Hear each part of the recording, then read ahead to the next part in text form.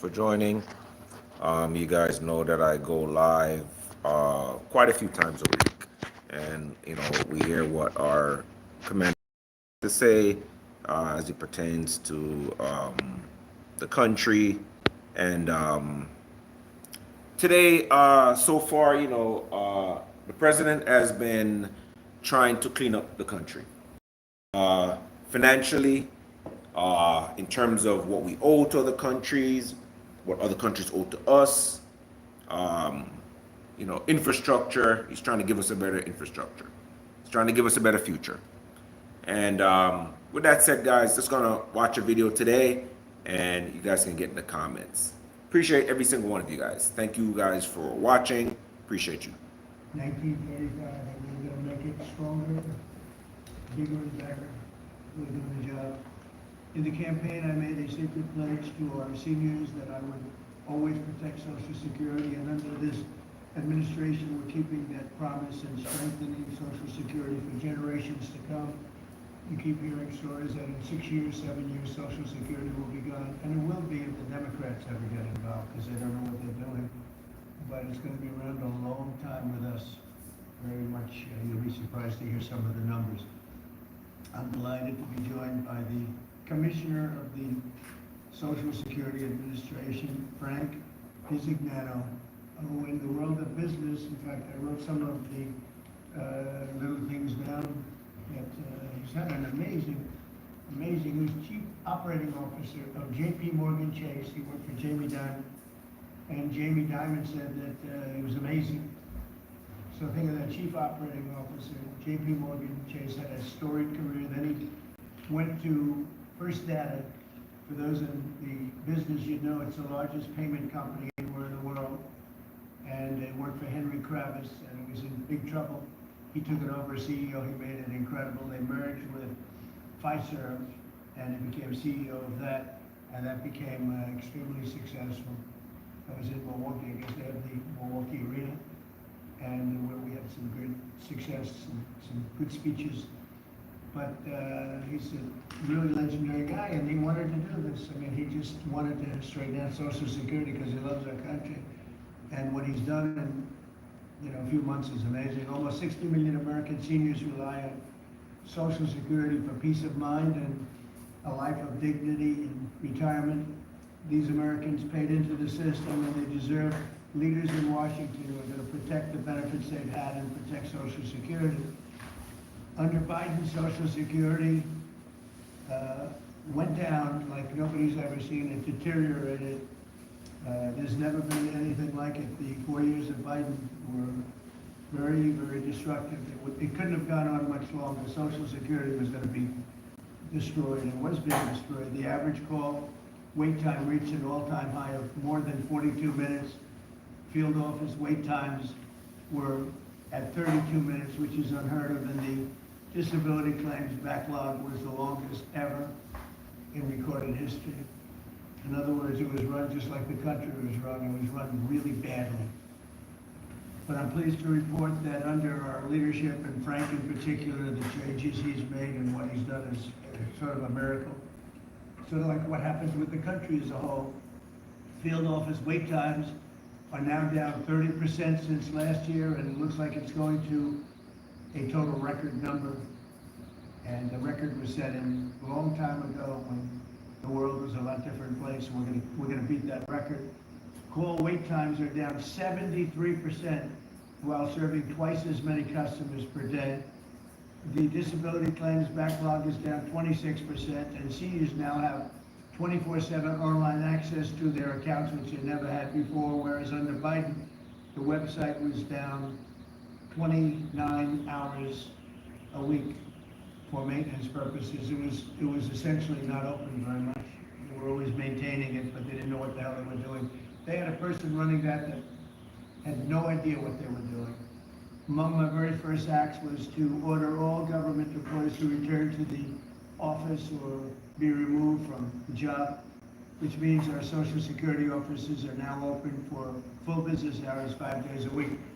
So unlike being shut down all the time, we're open at record levels also. We're making it really great for the people that want and demand Social Security, and they paid into the system. They deserve it. Last month, I signed one big, beautiful bill and allowed no tax on Social Security for our great seniors, okay? So how's that? Not bad, right? No tax on Social Security for our seniors. And to protect our benefits, we've already kicked nearly 275,000 illegal aliens off of the Social Security system. These are people, many of them have already left the country, and yet we were sending them checks all the time. And 275,000, and that number's now even larger than that, frankly. Unbelievable job. And what that's doing is making the system strong. It's making it strong. Biden never kicked anybody off. Everybody joined. And we're carrying out historic deportations to remove many more illegals committing Social Security fraud. It's the Social Security fraud that was taking place at levels that nobody's ever seen. We cleared 12.4 million names listed in the Social Security database over 120 years of age. Think of that. So we had 12.4 million names where they were over 120 years old. Is that right? That's a hell of a statement.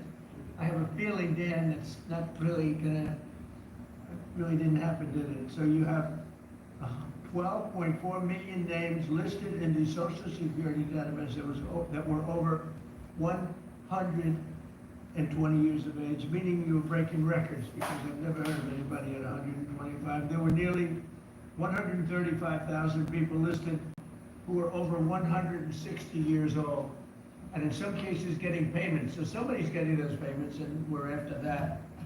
We're also fighting the menace of inflation to make life more affordable for American seniors, and we've ended Biden's inflation nightmare.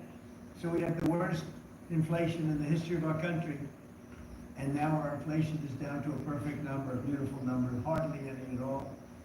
And yet our country's taking in tens of billions of dollars and trillions of dollars, actually trillions of dollars in tariffs. And you know all about it. It's been amazing. They say, why are we taking in so much money? Last week they found $29 billion and they couldn't figure out where it came from. I said, check the tariff shelf. And they said, how did you know that's where it came from? Taking in billions and even trillions of dollars in tariffs, paid by other countries who, frankly, were taking advantage of us for many, many years. And they were doing that to us, but our people didn't know it. We didn't have smart business people. We've ended Biden's inflation nightmare and came in below expectations, and yet, again, this past month, we set records. Gasoline prices are way down, and really dramatically, as everybody knows, and energy prices have been going down, other than in certain states where you have Democrat-run states where they put windmills all over the place. Anytime you see a windmill, you say, well, they have bad energy costs. What's happening in New Jersey? I saw that there's a revolution going on in New Jersey. They closed up a nuclear power plant, and they're raising electricity rates by 21, 22, and 28%, something like that. And you're gonna have a new governor in New Jersey. I tell you what, you have a good man running in the Republican Party. He'll get him down. But what they've done is they've killed so many good sources of energy for very expensive windmills and lots of other things that don't work. 401ks and retirement accounts are soaring, and the stock market is setting record highs. Almost every day we're going record highs, and yet we're taking in hundreds of billions of dollars in tariffs. So it's turned out that Trump was right and they were wrong. There's a few smart people knew what was going to happen. A few of us were right. So we're going to keep the fighting going. We're going to make America's seniors every single day. We're going to fight for them. We're going to make them richer, better, stronger in so many different ways. But Social Security is like pretty much the one that we think about, and we love it, and we love what's happening with it. And it's going to be good for 90 years and beyond. Again, you were given only a short period of time. Social Security was supposed to be like death. Had they won the election, Social Security would have defaulted during Biden or Kamala's election, whoever they so chose. Two beauties. And now what I'd like to do is ask Frank to say a few words. Again, This is a man with a really storied past. He's one of the most successful anywhere in the world. What he did at J.P. Morgan Chase and what he did for Henry Kravis and all of the others are like legendary stories. And he just wanted to do this. He's making about a tiny fraction, I would say, a tiny fraction of what he used to make. But he didn't care. He wanted to do it. He made a lot of money. And he said, I want to run that system. I want to put it back on track. And he's got an unbelievable talent over there. And it's like a different place. So Frank, would you say a few words, please? Thank you. There's a less than 1% tiny fraction, sir. Is that what it is, less than? That's a tiny It's fraction. an honor. It's an honor. It is an honor. And I'd like to start off by thanking the president for his tireless effort in running the country and what he's done across the country, meeting every commitment. And, you know, I see it directly in the big, beautiful bill, the opportunity that it's brought to seniors. But his effort on every commitment delivering against it and delivering on world peace tirelessly. I'd like to also thank him for my opportunity. You know, he's teasing me, I'm teasing him about the economics of the job. But the reality is to serve 300 million Americans, which is what Social Security serves, is a tremendous honor.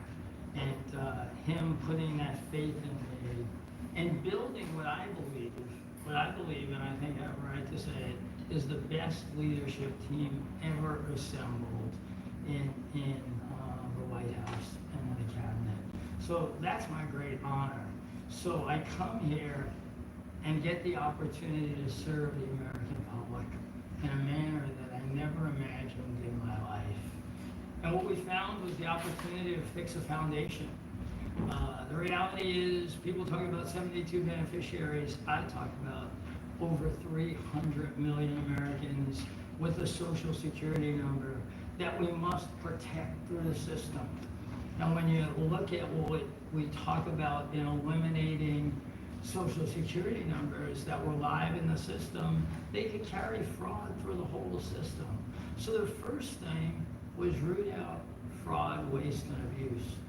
But while doing it, the best way to be more efficient is provide more accurate payments and better service. And you heard the numbers. I think the most staggering number is that we had a website that was down 29 hours. This will be a digital-first agency, and we are building my SSA accounts. That's the digital account. And we have a bold goal of 200 million Americans to have a digital SSA account by the end of next year. It will happen. Just like we had a bold goal of single-digit wait time on the calls when they were at 40 minutes. And we did that, this is my 100th day, we did that within 90 days, right? Get the web up and running, bring technology to our field offices, use digital presence to answer and serve the American public. That's the job. When we do all that, then we'll really know the answer to if we have a hole, right? I was presented in my second week on the job with $18 billion in errors by the Inspector General. It was public. In less than a month, we solved $9 billion of it. So that's the type of swift action we can take, right? You see the things like the big, beautiful bill for the seniors. You see better digital services. You see field office wait times down.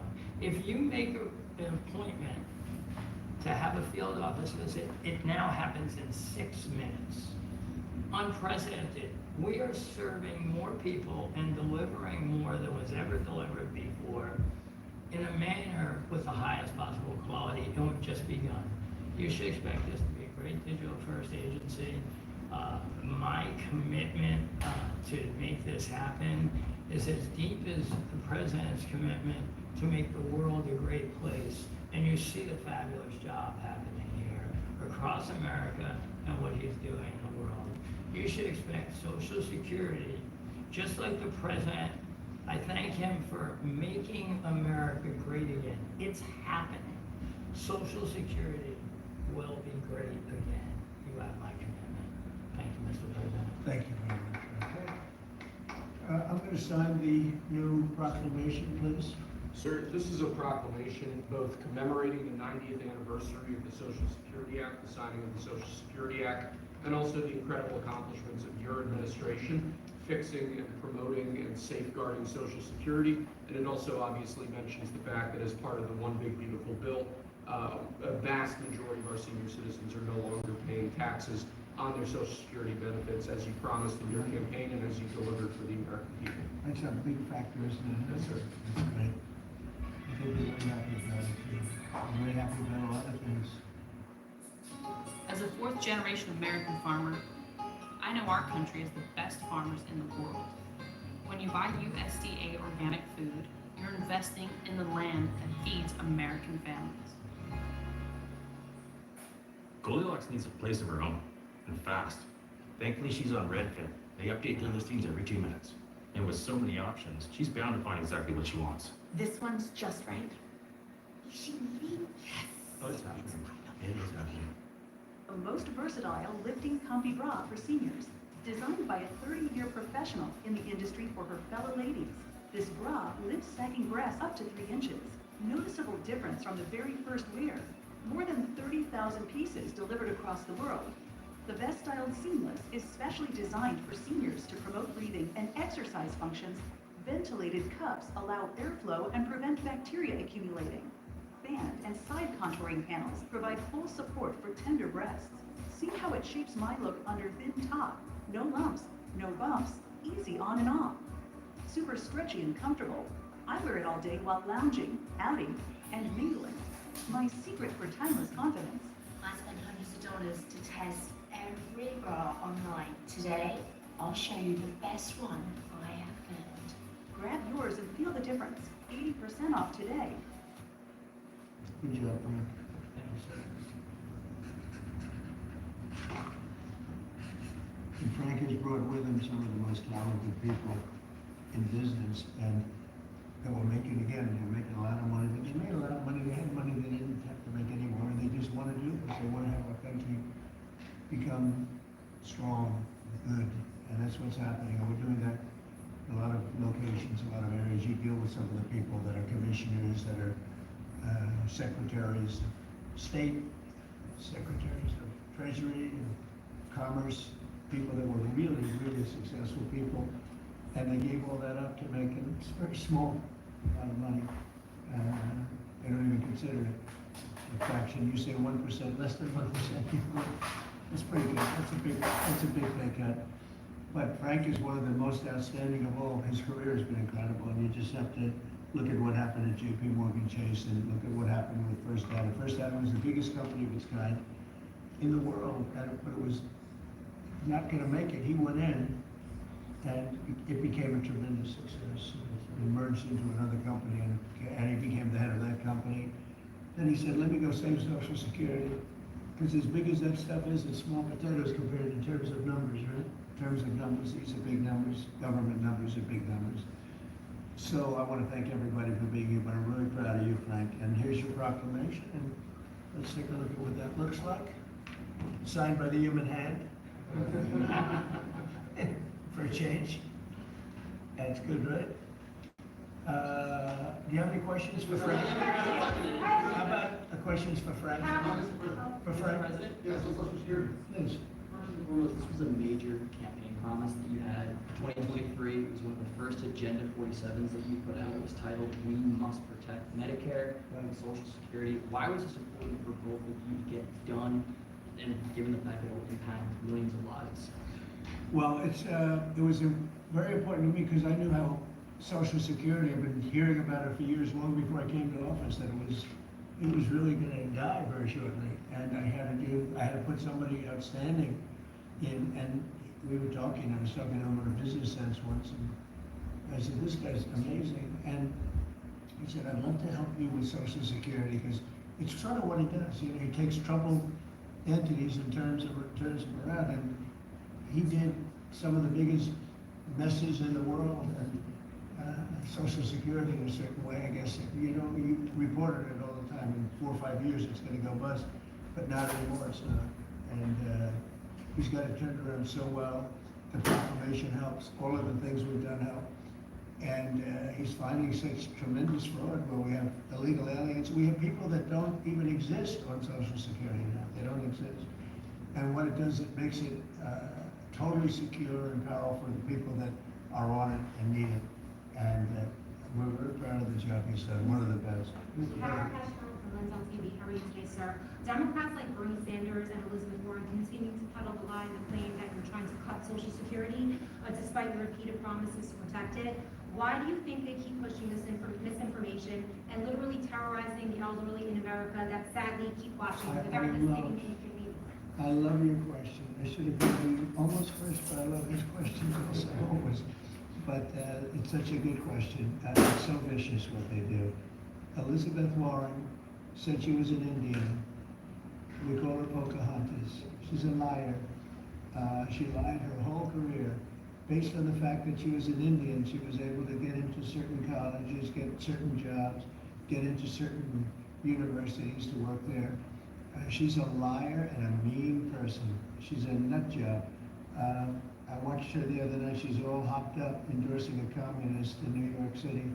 And she was all excited and jumping up and down. She's got to take a drug test. She really does. She's got to take a drug test. There's no way somebody can act that way and be normal. What she's done to our financial institutions, she destroys people. You know that you had a lot of great banks in the Midwest and banks that loaned to farmers and others, and they went out of business. She put them out of business. Stone cold mean. Banks that were open 150 years, family banks that supplied the farmers and manufacturers and others, and she put them out of business. She's a mean, horrible human being. Bernie Sanders is Bernie Sanders. I don't mind him so much. He's just a liberal guy, very liberal guy. He's a wacky guy. He's still sharp. I gotta tell you, he's 86 or 87 or something. He's still sharp. You compare that to Joe Biden, it's, sort of what happened. So I don't mind Bernie Sanders. With him, you know what you're getting. You're getting a guy, he's a nasty guy, but he's somebody that, I don't know if I call it a fastball, but he's able to throw the ball pretty well. He's okay. I watched him the other day. He was totally on the opposite side of things. I will say this, the biggest issue right now, and an issue that's really taken hold, is crime, stopping crime in the cities, and the Democrats are fighting the stopping of crime.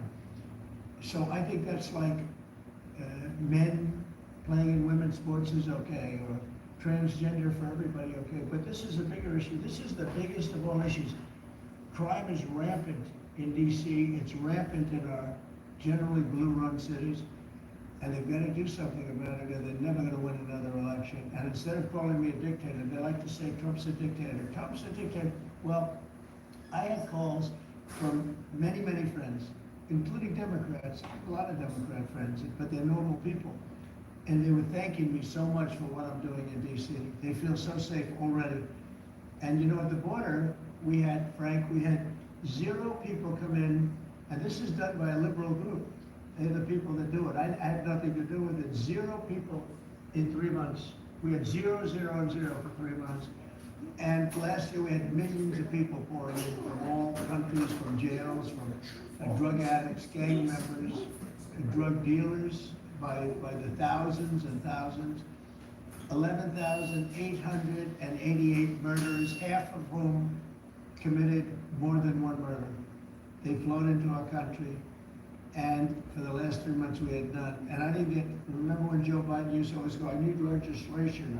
I had no legislation. I just said, we're closing the borders, and the whole world understood it because they respect your country again. They really respect this country again. They didn't respect it. When he said it, it didn't mean anything. But now they know it meant a lot. And Mexico does what we tell them to do, and Canada does what we tell them to do, because we have the 2 borders. We have the northern border, southern border, and they were both horrible. But now it's some people say it's a miracle. Well, what Frank has done with Social Security also is something very special. But what we're doing with crime, which will be your next question, I guess, that's because everyone's they're afraid. Half of the people here, maybe all of the people here, most of you live in DC, you are petrified to go out. And you're liberal, and if you're liberal, you're going to have to change. You're Democrats, you're going to have to change your ways. So we will have crime under control very shortly in DC. but they're record numbers, and sadly, what I guess the mayor did, but whoever it was, they asked the numbers to be fudged, so that it would show less crime than the fact. The fact is, it's worse than it's ever been, and we will have it, just like we did at the border, where the borders are totally in great shape right now, the best ever, record-setting shape. We'll have the crime situation solved in DC very soon. And we're also gonna beautify the city. We have a beautiful city, but you can't have graffiti, and you can't have roads with potholes, and you can't have the medians, the dividers in the roads falling down on the street. We're gonna be beautifying the city, making it really beautiful. We're going to be getting the criminals the hell out of here. We don't want the criminals in Washington, D.C. Mr. President, one on your Putin and then one on DC crime. Are you prepared to offer Vladimir Putin access to rare minerals to incentivize him to end the war? We're gonna see what happens with our meeting. We have a big meeting. It's gonna be, I think, very important for Russia. It's gonna be very important for us, and important for us only that we're gonna save a lot of lives. Look, we have, we're not paying any money, as you know, to Ukraine. We're supplying equipment. We're being paid 100% plus for that equipment by NATO. And I got NATO up from 2% to 5% of GDP. They now have billions of dollars. NATO's a very rich group of countries, and we make the best military equipment anywhere in the world by far, and they're buying our equipment, and they're paying 100% for the equipment, 100%. In fact, they owe us about $2 billion now. They're going to send a check. Another one was sent recently for $1 billion. So we're not spending any money anymore. Biden gave $350 billion, got nothing for it. And if you look, and by the way, we also signed a rare earth deal where we get, years of rare earth to get our money back, the money we spent. But what I'm really doing this for is to save thousands of soldiers a week. You have Russian soldiers, you have Ukrainian soldiers, and then you'll have missiles dropped into various cities and towns in Ukraine. And they're losing last week they lost 7,251 people, mostly soldiers, Russian and Ukrainian soldiers. I'm doing it for that reason. We have a meeting with President Putin tomorrow. I think it's going to be a good meeting, but the more important meeting will be the second meeting that we're having. We're going to have a meeting with President Putin, President Zelensky, myself, and maybe we'll bring some of the European leaders along, maybe not. I don't know that it's going to be very important. We're going to see what happens. And I think President Putin will make peace. I think President Zelensky will make peace. We'll see if they can get along. And if they can, it'll be great. I've solved 6 wars in the last 6 months, a little more than 6 months now. And I'm very proud of it. I thought the easiest one would be this one. It's actually the most difficult. We had one war raging, as you know, for 37 years. One in the Congo with Rwanda was raging for 31 years. We solved 6 of them, made peace, not just solved them, made peace. If you look at Pakistan and India, planes were being knocked out of the air. 6 or 7 planes came in. They were ready to go, maybe nuclear, and we solved that. I thought this would be maybe an easier one. It never made sense, this war. It would have never happened when I was president. If I were president, this war would have never happened. But millions of people have been killed. And I'm there for one reason, to see if I can solve. This was Biden's war. This isn't my war. I want to see if I can stop the killing. Yeah. Rare earths, are you planning to offer him access to that at all? We have great rare earth. We made that as payment for all of the money that we've spent so foolishly in Ukraine. We spent $350 billion. Now Europe spent $1 billion. That's a lot of money. They spent $100 billion. That's a lot of money. But we shouldn't be spending a lot more money than them, and they understand that. And I think that's maybe why we're not spending money anymore. We're not spending any money. They're paying us for everything. So people are shocked when they hear it. They don't even understand. They don't even write about it. But we're not spending money, but we are spending a lot of time trying to get the war solved. If we can get the war solved, we'll be very happy. As far as rare earth, that's very unimportant, relative. I'm trying to save lives. And on DC crime, sir, on DC crime. Do you have a message for the Democrat lawmakers like Nancy Pelosi or media who are saying, after living here for many years, that there is no crime and you're trying to start a new news cycle? It's another reason why the Democrats lost the election in a landslide. They lie, it's just lie. Look, the crime is very bad. I think they'd be much better off saying, we want to help President Trump with the crime because it's an epidemic, it's a tragic situation, it's the worst it's ever been, and we want to help President Trump with the crime, as opposed to, he's a dictator, he's a dictator. People are so happy to see our military going into DC and getting these thugs out. As you know, we arrested a lot of people yesterday, we arrested a lot of people today. We're getting people that have arrest records that you wouldn't believe. 28 arrests, 15 arrests, brutal people. And we're gonna have to do something about this cashless bail. Because people shoot somebody, they kill somebody, and they're out on the street in less than an hour. Now, that's when it's all started in New York, in Chicago, Los Angeles. You take a look. If we didn't go to Los Angeles to help this incompetent governor and a mayor that doesn't know what the hell she's doing, if we didn't go to Los Angeles, you wouldn't have a big part of it burned down. The other part of it would have burned down too. You would have not had, I don't think you would have been able to have the Olympics. We have the Olympics. I have a lot at stake with that because I'm the one that got the Olympics. I got it in my first term. And I was saddened because I got it for what would be my third term, okay? Which turned out to be second term. And the Olympics, it's a great honor, but I felt badly because I said I won't be president when the Olympics go. Well, through circumstance, I am president. I want to make sure the Olympics is great, the World Cup is great, and the 250, maybe the most important of all, is the 250-year celebration is great. So what's happening is we will work very hard. You would not have had, I don't believe that if I didn't send in the troops, I don't think you would have had Los Angeles in condition to have the Olympics. I think you would have had to tell them, I'm sorry, you're gonna have to go someplace else.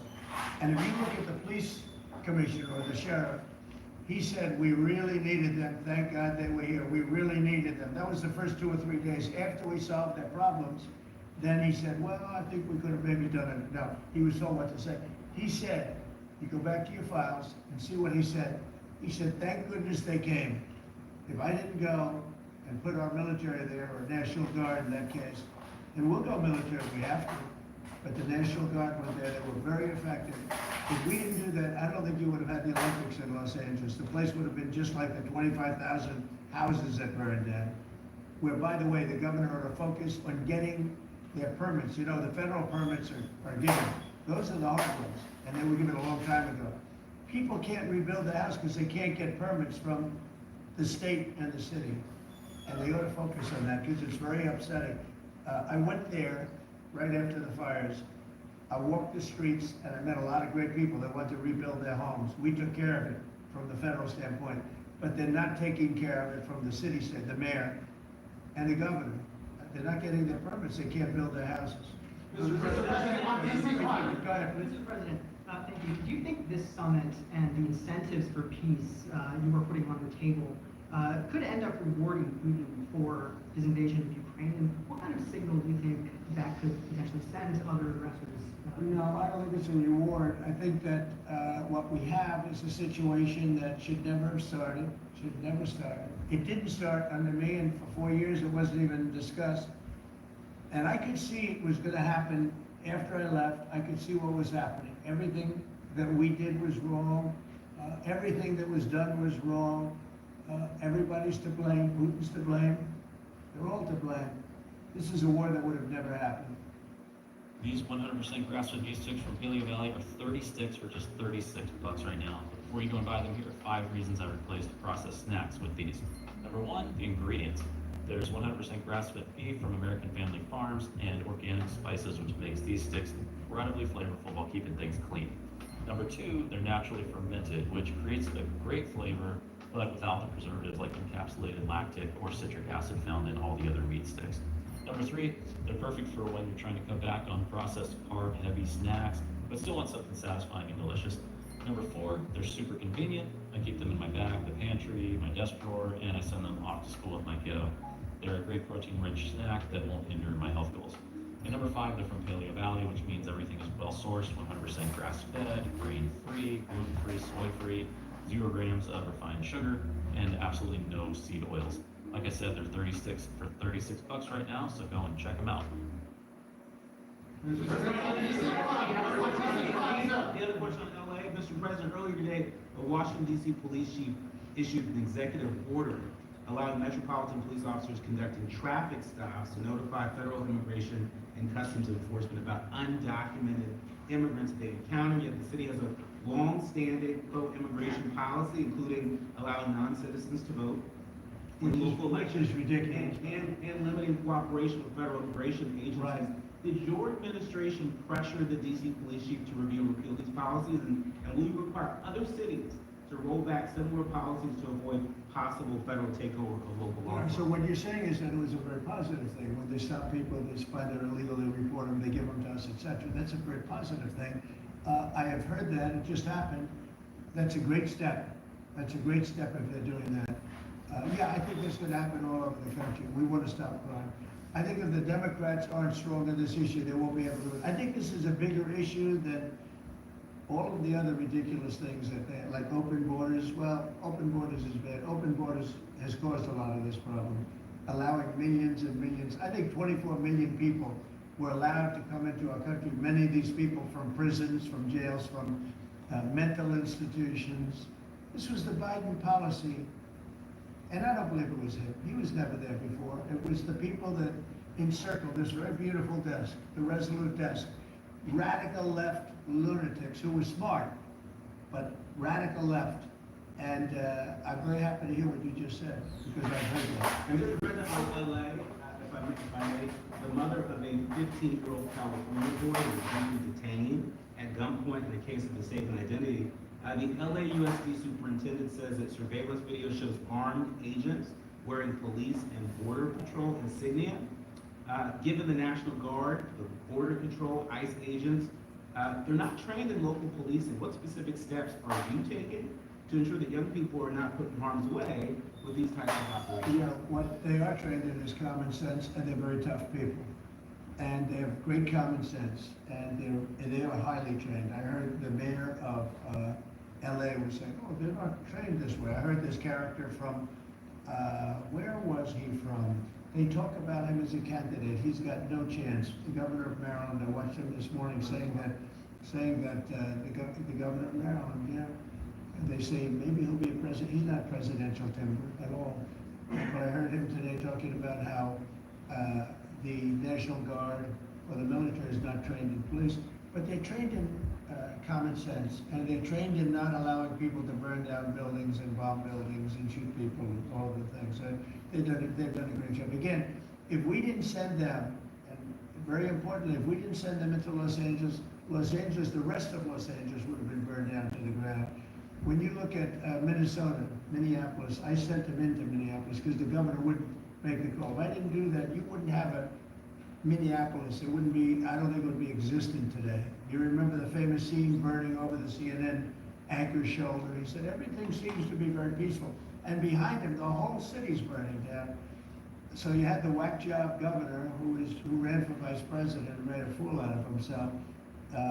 You would have had, I saved that city, I'll tell you, I saved that city. So the bottom line is, these are very tough people that are trained in a thing called common sense, and they're also trained in doing what we're talking about right now. And you watch crime stop, but you wouldn't have Los Angeles, it wouldn't be existent today. We would have had to cancel the Olympics if I let that go on. Will you pressure Israel to allow journalists into Gaza to cover the humanitarian efforts the U.S. is pursuing? And I'd like to see that happen, too. Yeah, will you pressure? I would like to see it happen. I would be very fine with journalists going in. And it's a very dangerous position to be in, as you know, if you're a journalist, but I would like to see it. On tariffs, Brazil, Mexico, and Latin America are getting closer to China, and they say it's partly because of the tariffs you impose in those countries.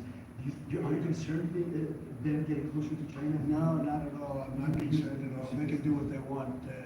None of them are doing very well, and what we're doing in terms of economics, we're blowing everyone away, including China. We're doing better than any other country in the world right now. Brazil has been a horrible trading partner in terms of tariffs. As you know, they charge us tremendous tariffs, far, far more than we were charging them. We weren't charging anything. essentially.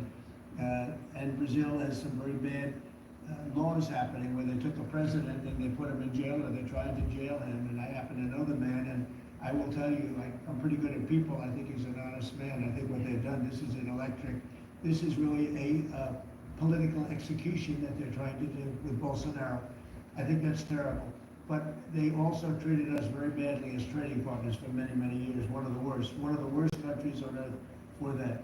They charged tremendous tariffs, and they made it very difficult to do anything. So now they're being charged 50% tariffs, and they're not happy, but that's the way it goes. Mr. President, on DC crime, sir, on DC crime, are you concerned at all that some federal officers that are helping DC police might be being pulled away from other high priority assignments? Like what? Like what? Terrorism. Really, terrorism? They'll stop terrorism as part of what they're doing right now. No. The soldiers that we have, first of all, we have plenty of them, long beyond what that you have here. We're just using a very small force. You know, in Washington, D.C., they have thousands of police. They have a lot of police, but the police weren't allowed to do their job. We have a lot of great ones, and you have some that weren't so good, to be honest, but they weren't allowed to do their job. But now they are allowed to do their job, and essentially it's only 2 days, but you look at the numbers already, they're dropping, and no, they're not being pulled off for anything.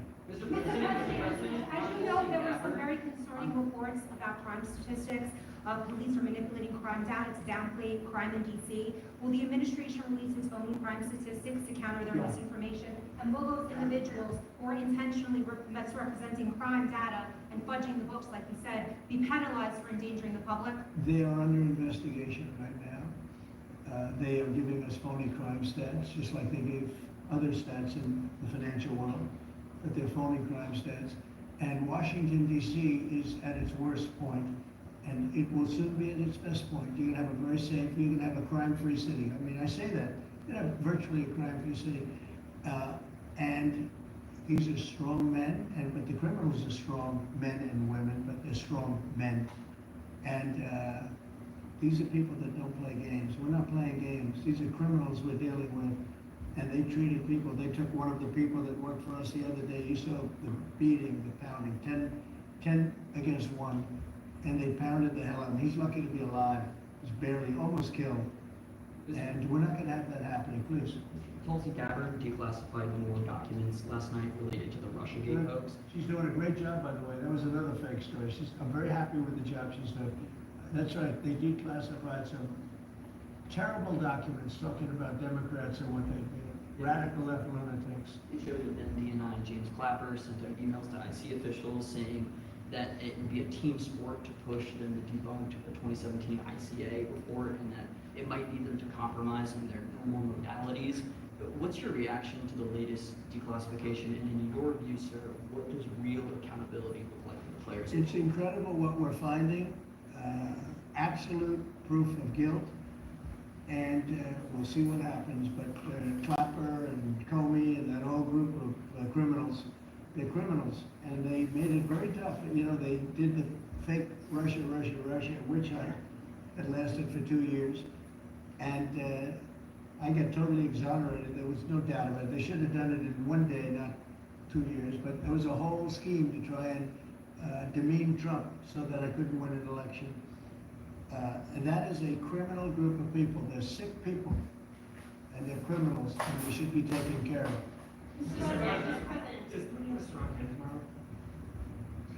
Well, he came to our country, and I heard CNN fake news talking about that was a big win for him. Normally, you would say the opposite, but they said, oh, it's a big win that he came here. Normally, we would say the opposite, that he came here. I think that President Putin would like to see a deal. I think if I weren't president, he would take over all of Ukraine. It's a war that should have never happened. If I weren't president, in my opinion, he would much rather take over all of Ukraine. But I am president, and he's not going to mess around with me. Mr. President, on Russia, would you support or agree to reducing NATO troops in Europe, in countries like Poland, in order to get Russia to agree to a peace deal? That hasn't been put before me, and think about that for later, but it has not been put before me. Go ahead. Is anything less than an unconditional and immediate ceasefire a victory for the U.S.? Tomorrow? Yes. Well, tomorrow we'll see. I say, I don't know where that comes from, sort of not a good question. I would say that tomorrow, all I want to do is set the table for the next meeting, which should happen shortly. I'd like to see it happen very quickly, very shortly after this meeting. I'd like to see it actually happen maybe in Alaska where we just stay because it's so much easier. But I think that, I think it's going to be very interesting. We're going to find out where everybody stands, and I'll know within the first 2 minutes, 3 minutes, 4 minutes, or 5 minutes. We tend to find out whether or not we're going to have a good meeting or a bad meeting. And if it's a bad meeting, it'll end very quickly. And if it's a good meeting, we're going to end up getting peace in the pretty near future. Okay? How about one more? Thank you, Mr. President. On the Smithsonian, I know that your administration is seeking to weed out a lot of this left-wing spin that's in the museums, but we're seeing from people like Brian Stelter or other commentators that they're insinuating that you are trying to change history according to your narrative. What's your response to that, and is there anything in particular like? Well, we want the museums to treat our country fairly. We want the museums to talk about the history of our country in a fair manner, not in a woke manner or in a racist manner, which is what many of them, not all of them, but many of them are doing. Our museums have an obligation to represent what happened in our country over the years, good and bad, but what happened over the years in an accurate way. Thank you very much, everybody. Thank you, press. Thank you, press. Thank you. Thanks, guys. Cut it out right here. Thank you, press. Thanks, guys. Cut out right this way, right this way. Thanks, guys. Keep coming. Let's go, guys. Thanks, guys. Thanks, guys. Thank you, press. Thank you very much. Thanks, guys. Thank you, press. Let's go. Let's go. Thank you. Thank you. Keep coming. Y'all keep going. Thank you. Thank you, fellas.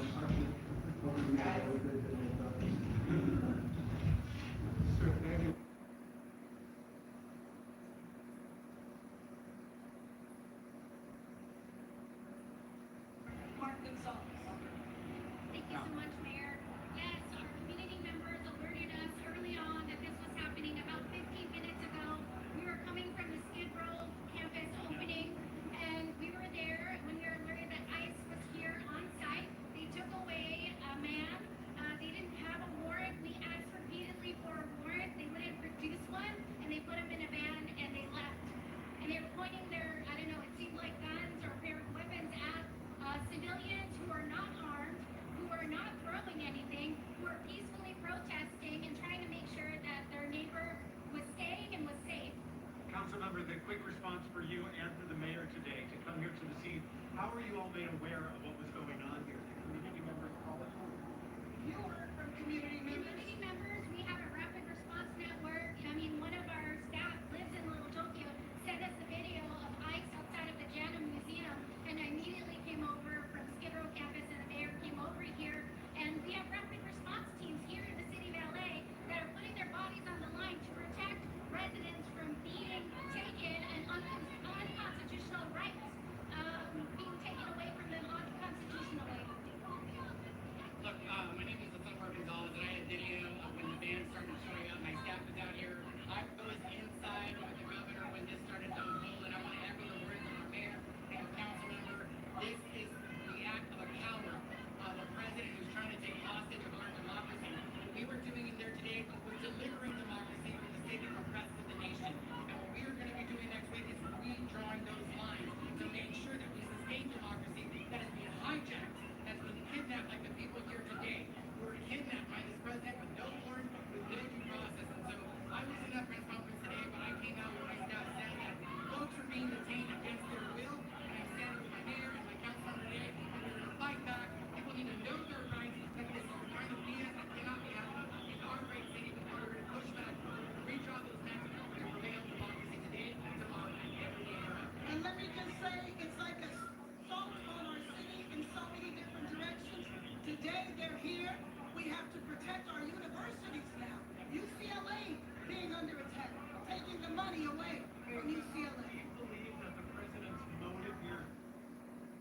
LA Mayor Karen Bass, as well as other LA council members, going off right now to the media, going after the ICE immigration efforts that are happening out in California and in Los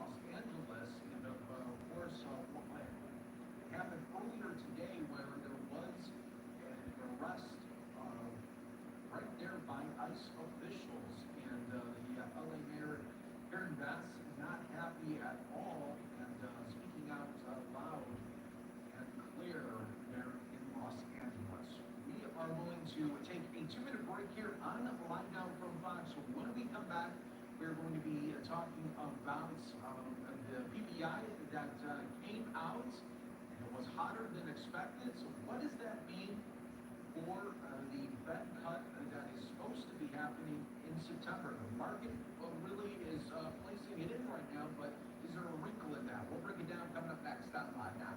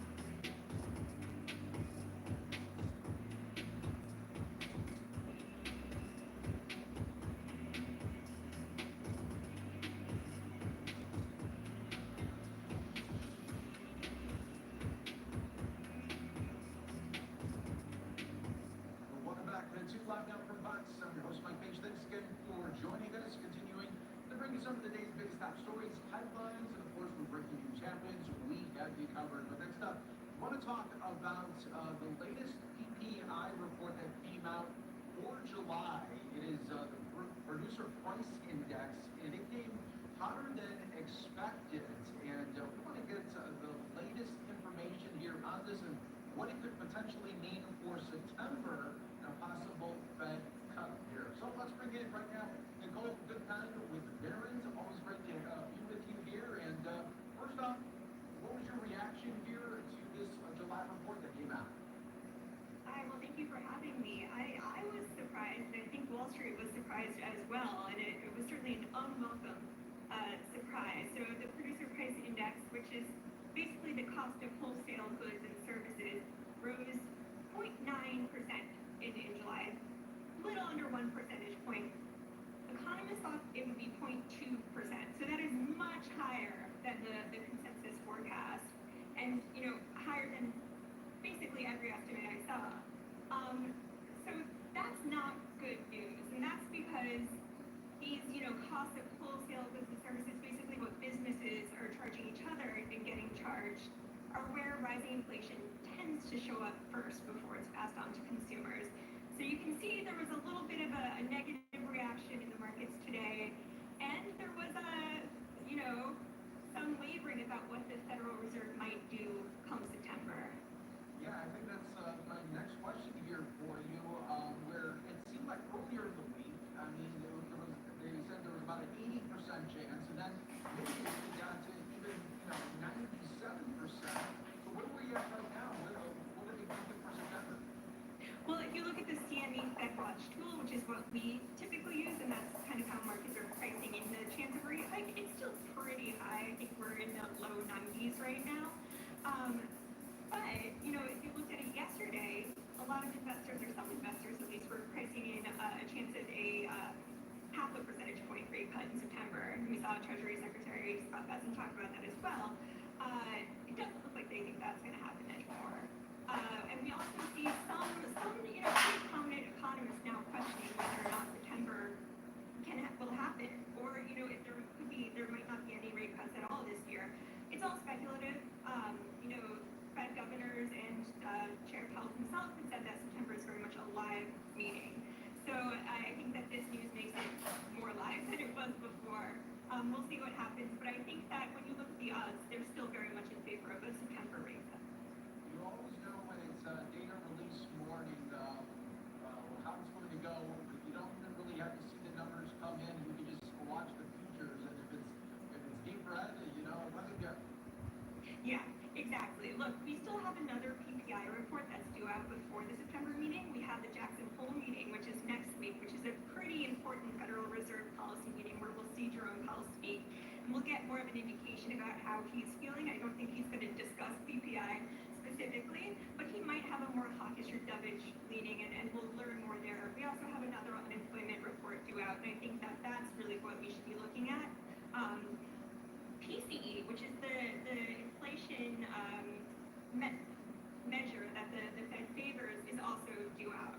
And based on what we saw today, it might come in a little hot as well. And when that happens, then I think we'll see investors really start to worry. But right now, we have time. And, although we see that these companies are having to pay a little bit more, it hasn't really been passed through to customers yet. They still have reserves. They still may be able to shoulder some of those increased costs. I was keeping an eye on the S&P throughout the morning, and it looked like, in the morning there was a sell-off, and then it was a rally. So it's been in this rally mode for, weeks now. Think tech, I think. I think it's earnings and tech news, and, I think that investors are kind of taking it on the chin. I think they realize that this is a very data-dependent Fed, and there's a lot more data coming out. So, while this is a little bit distressing, and it certainly, could mean that we're going to see higher inflation data come through, there's a lot more to come.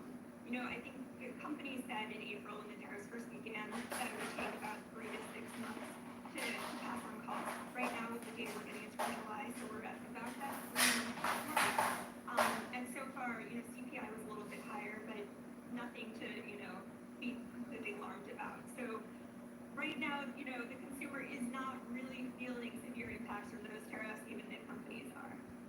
And lastly here, with this report that was hotter than expected, does that sort of keep an eye though for those that were thinking, okay, can we even trust these reports anymore now that, if President Trump doesn't like it, it looks like he'll, take somebody out.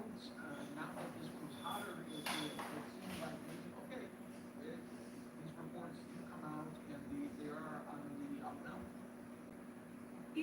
I think that we were this was a lot more than we were expecting, but PPI has always been a notoriously volatile report. It's nothing new to see these kind of swings. And so I think that we will wait and to see what happens in September when we get this next report to kind of measure these. And this is why Federal Reserve officials have actually always said one report doesn't actually make a huge difference to them. They need about 3 months of reports to kind of see what's going on there. There are often revisions that come out later that really change things, which is what we saw in this report. But, I think that even at his last meeting, Chair Powell was asked a lot about the data that's coming out and whether government data can be trusted. And I think he did express that, they depend on it, it's gold star data, and that he wants it to remain, safe. Nicole, a good time. Thanks so much for making sense of the 3-letter reports. There you go. It gets a little bit difficult for the average consumer to take it in, but you made that. Not with that suit. Yeah, you made it easy for everyone. So thank you. Thank you. You take care. Have a great one. All right, everyone. You are watching Live Now from Fox. We'll take another 2-minute break. We'll be back with more in moments.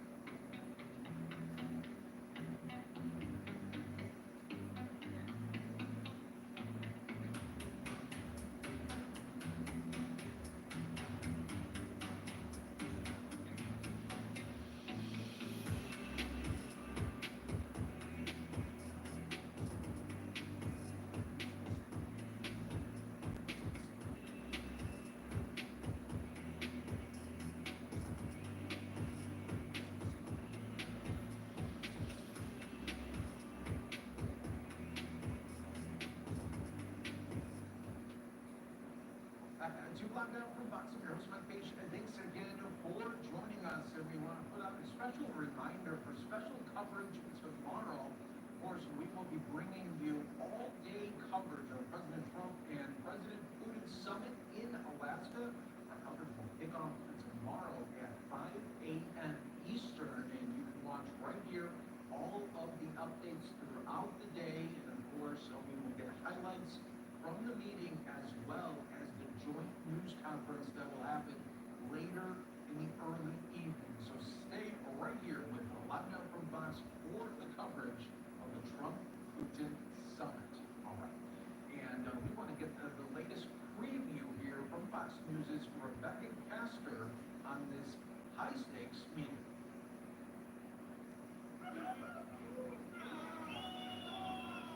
A glimmer of hope on the war front Thursday as Ukraine and Russia each release 84 prisoners of war.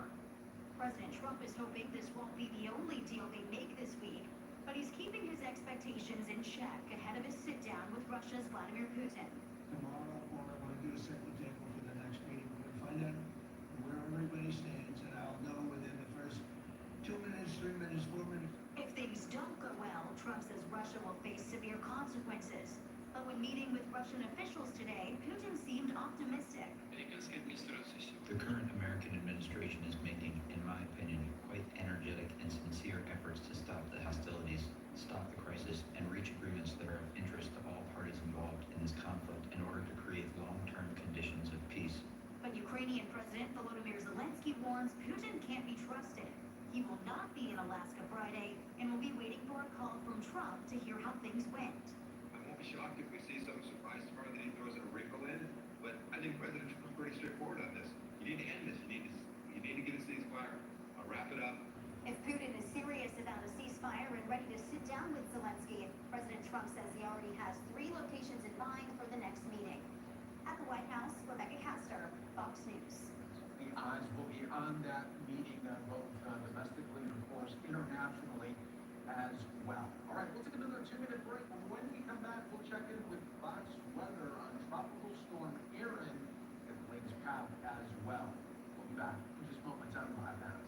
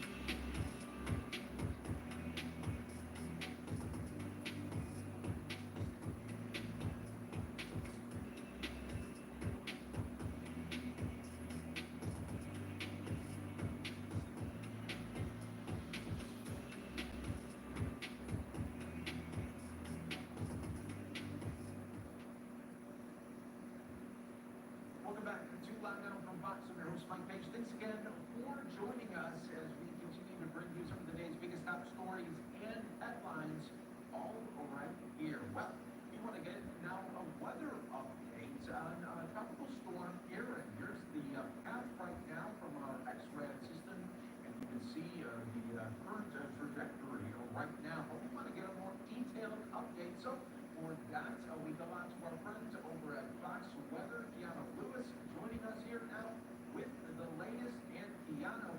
tell us here about Tropical Storm Erin? Hey, Mike, as of now, it does look very ragged, but it will be strengthening over the next, say, 24 hours or so. So we're getting into that time frame now with Aaron, and we're anticipating the storm to continue to strengthen. And it is still on that same path of not directly impacting anyone along the Caribbean or back closer to home here in the United States. But let's kind of talk about it. We have this now 60-mile-per-hour winds moving off towards the west at around 17 miles per hour. Pressure is sitting at around 999 millibars, and it's moving into an environment that will continue to strengthen over the next 24 hours. The storm itself actually looks a bit more better than this time, say, yesterday. We do have a lot of some cloud coverage on the leading edge of the storm, and it is still some dry air kind of entrenched in the storm as well, so not a well-rounded storm, but that storm in the center of itself is coming together. And unfortunately, moving forward, you'll notice over the next 24 hours, we'll start to see this move into hurricane strength, especially as we head into Friday morning, with it going from a tropical storm to maybe a Category 1 storm, and then by Saturday, getting into major category throughout the weekend. So we're watching those winds steadily increase all the way throughout the weekend, 115 to 120 miles per hour, moving off towards the west. Now, here's what we're going to be watching pretty closely, those wind chances and how they'll be felt across the Caribbean islands. Remember I mentioned this isn't on the path, and a lot of the models aren't hinting at this becoming a direct hit to anyone. But you will still feel those impacts as it pushes in that westerly direction. So we're watching a lot of that red closer to the area in itself and off towards the west, indicating upwards of 70 to 80 mile per hour winds, and that's going to be off into the west over the Atlantic. But we'll still feel those winds. It's a good chance of that over the next, say, 5 days or so across the northern Caribbean islands, and eventually pushing into the Lesser Antilles. So we're watching that closely. Timing's going to be everything. We still have a lot of time to get ready, especially depending on where you are. Aaron is still out in the open Atlantic. You'll have until about Friday morning if you're in the Leeward Islands. By Friday evening, I need you to be ready. Saturday morning and into Saturday evening. That's going to be for Puerto Rico. That's your time frame. So really, you want to be ready during the start of that day. Saturday morning, you want to be ready if you're in an area like Puerto Rico. By Saturday evening, it's heading off towards, say, the Dominican Republic and therefore thereon. So you want to be ready by those morning time frames, because this afternoon time frame is actually after that storm is pushing off closer towards you.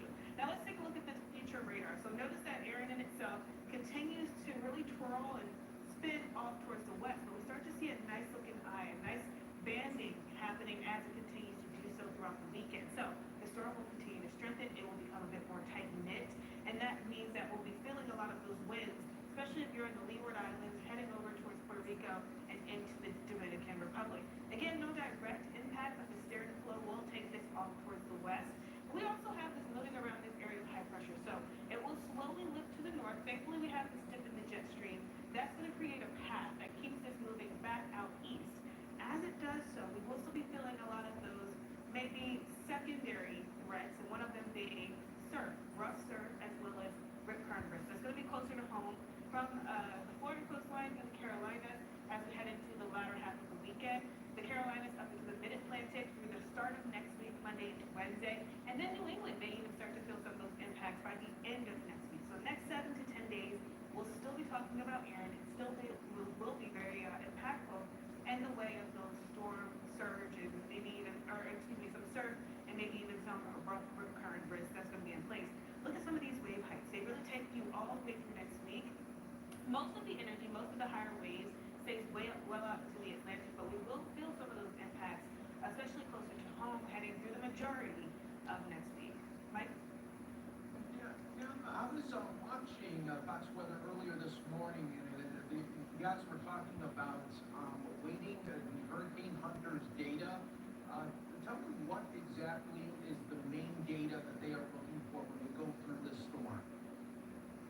So with Hurricane Hunters, they're going to head throughout this storm throughout the weekend. They'll have many runs. They go over about 6 hours or so, and they'll drop these drops on. And basically, they're dropping data into the hurricane in itself, or the tropical storm as of now with Aaron, and we'll get some data back. And what we get back will be the wind speeds in the immediate eye of the storm, or in those outer bands of the storm, how much rain has been falling, and things of that sort. But it's real-time data as opposed to model data that we've been looking at over the last couple of weeks or so. Lewis, thanks so much for joining us. I'm logged out from Fox. We appreciate it.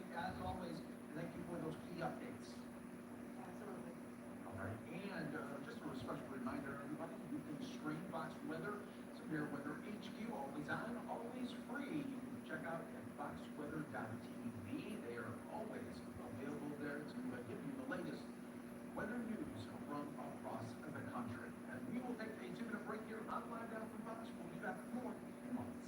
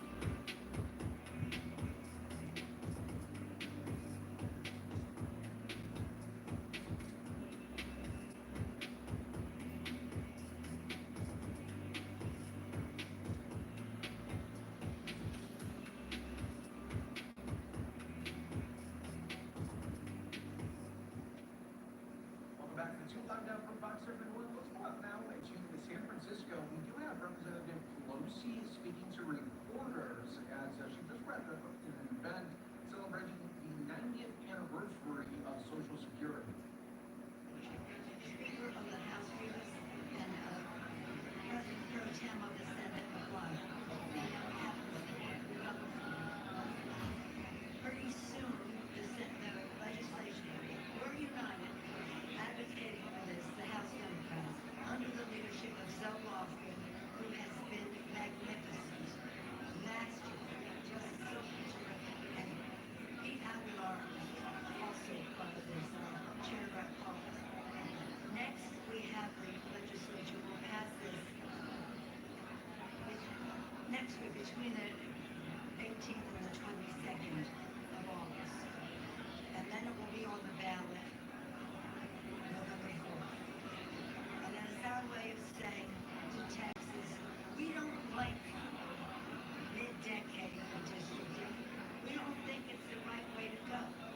But if you're going to rig the system by stealing 5 seats in Texas, you'll be able to support 5 seats, Democratic seats, in California. And we're very excited about it. It turns out to be an opportunity. We fully expect to receive positively and to win on November 4th. Excuse me, one second, he was passing that on. I'll come right back to you.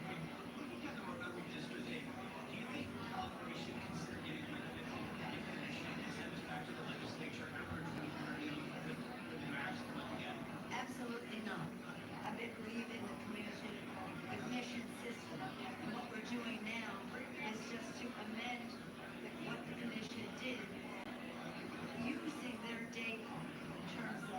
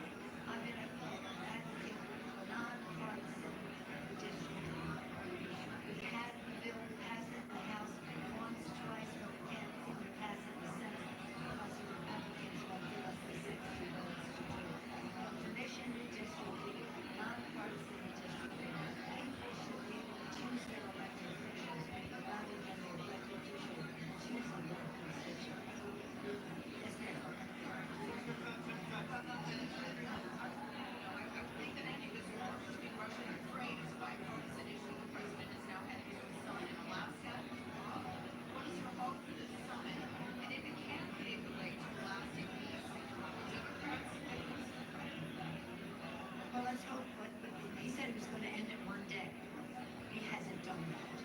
But again, we want the people of Ukraine, and we commend them for fighting for democracy, and in fighting for their democracy, they're fighting for ours as well. They're fighting for democracy writ large. It's taken a long time. And he said he was going to do it in one day. It's been, what, 100, whatever, how many days. He hasn't done it yet. I'm disappointed that he has not continued the military assistance, because that has been a problem for the Ukrainians.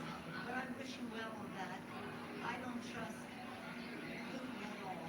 I don't know what Putin has on the president, that he's coming to Alaska. They shouldn't be going to Alaska. Russia claims Alaska.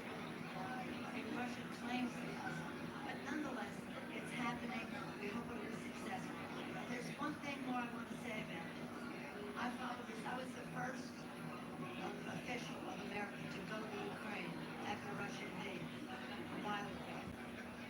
What I saw then and what I've seen constantly is Russians raping the women in front of their children, killing the parents in front of their grandparents or their children.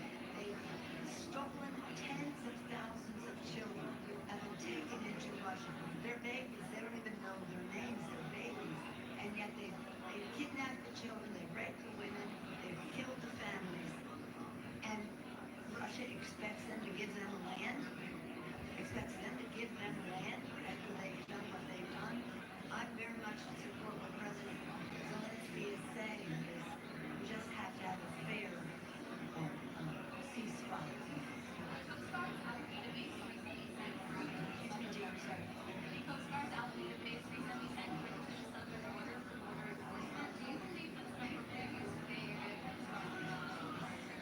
Could you say the first part again? Has been sent to you.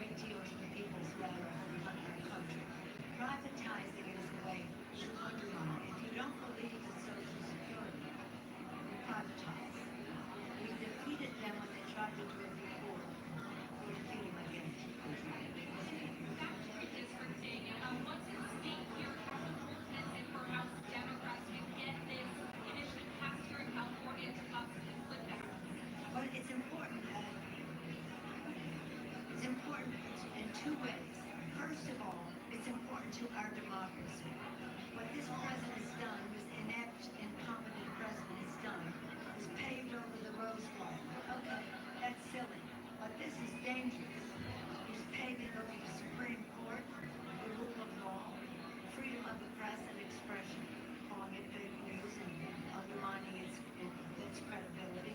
He's undermining education, freedom of speech writ large. I believe that the press is the guardian of our democracy. The president does not believe it. So we want to save our democracy. I don't like the idea of the decade redistricting, as I mentioned, but they're attacking democracy. This is self-defense for our democracy. And what is in California? Well, we'll pick up 5 seats. We'll pick up 5 seats. I don't like the way we have to do this, but we're not, as the governor said and others have said, we'll fight fire with fire.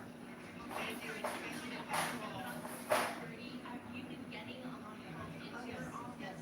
And what kinds of things are you looking for other states to do, outside of the Bay Area, in terms of getting those stories that you mentioned out there into The stories are the most important thing. When we saved the Affordable Care Act in 2018, what was 17 and 18, we had 10,000 events, 10,000 events around the country where people told their story.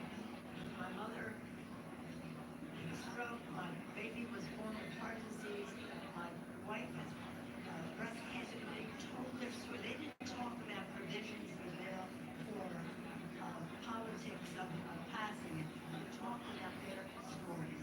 There's nothing more eloquent or powerful than the personal stories that people tell. That's what they did. We did with the Affordable Care Act, and we still have that. And that's what we need to do with Social Security. The power of personal story.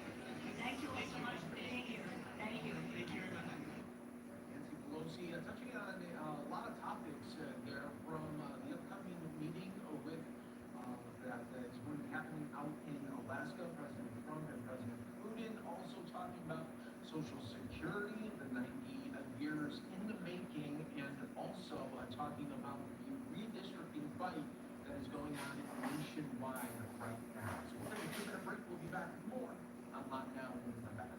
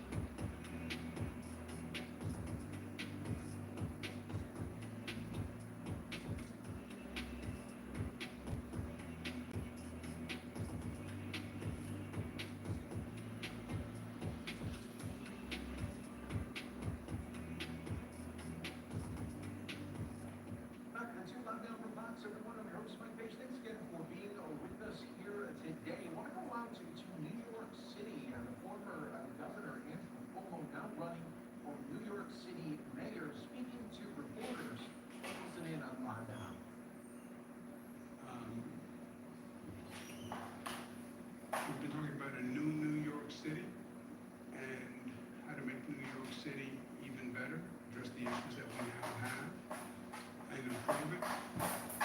What is, this is a test for you, Mr. Senator. What is the most important four-letter word for New York City's future?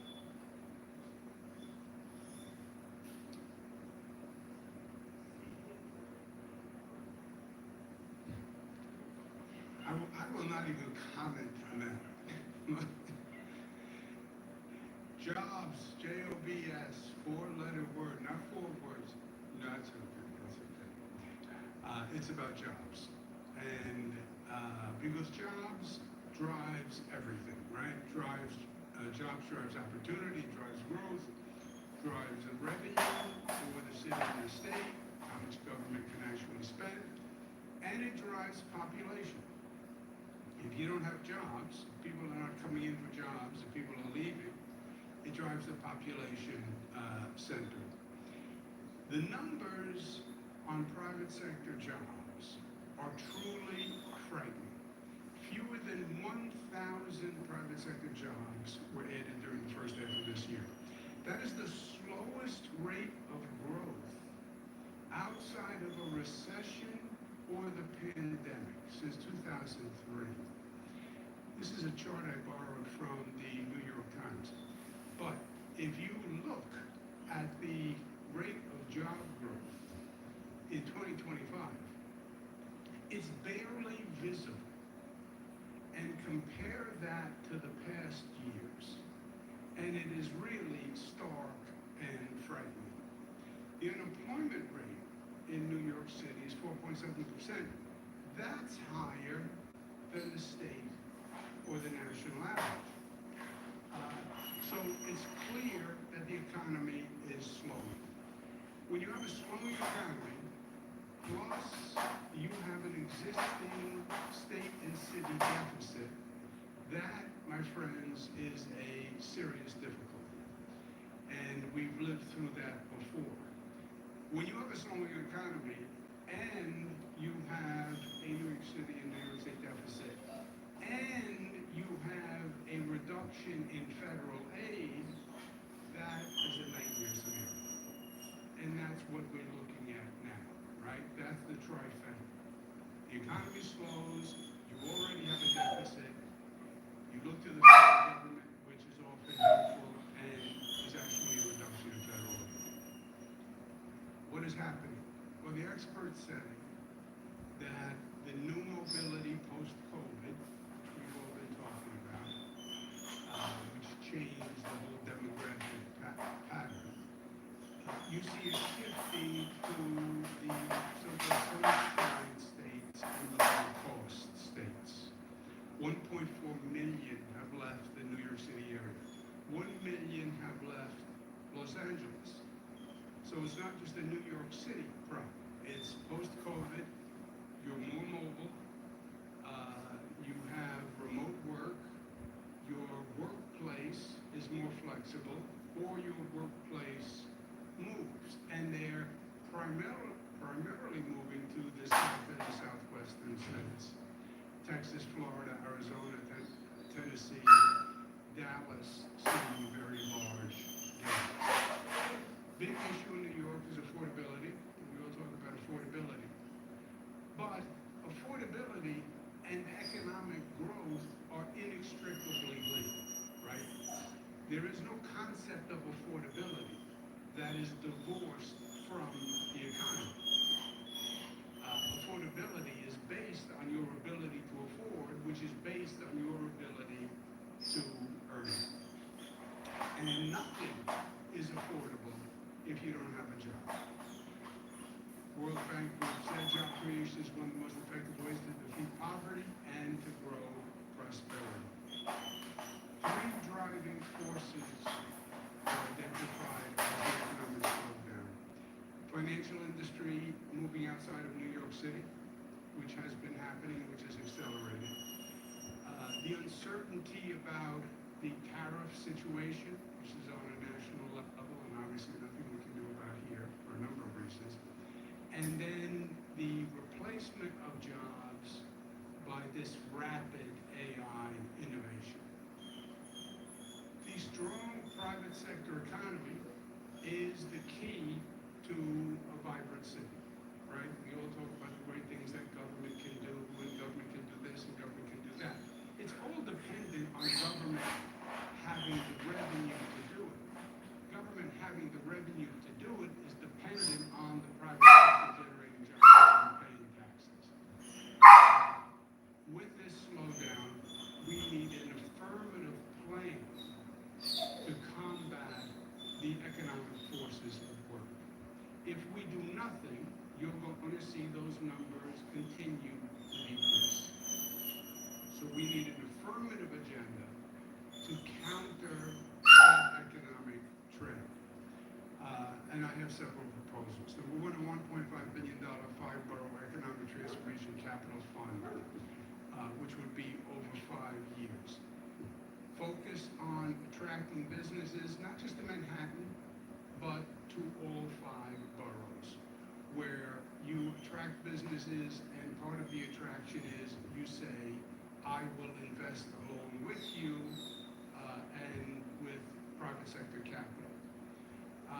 Second, in the first 90 days of the administration, I want to go through all the regulations and cut the red tape that is driving businesses, especially small businesses, crazy. What happens in government is the regulations just build. They just layer. And nobody ever says, well, hold on a second, let's go back and review all of them. And are they still necessary? Are they redundant? What was passed 15 years ago that no longer makes sense? I'm going to launch New York City, which is promotes entrepreneurship. You have underutilized city property. You have used commercial space that is underutilized. Convert them into mixed-use hubs, tech, clean energy, advanced manufacturing, offer startup grants to startup enterprises and entrepreneurs. So stay here, start a business here. If you're thinking of starting a business, come to New York. We'll help provide you with space and a startup grant. Also, market international. And market to companies all across the globe and say, New York City is the place you want to be. And we will actually work with you, will facilitate your creating of a business here, and will invest along with you, providing seed capital. On top of the specific economic development activities, improve the quality of life. Because a big part of what people are doing is they are just shopping quality of life. And with this new freedom and this new mobility, they want to live in a place that they want to live. Their tolerance for the indignity of difficult places to live has waned. You don't have to endure a place that you'd rather not live. You move. So improve the quality of life.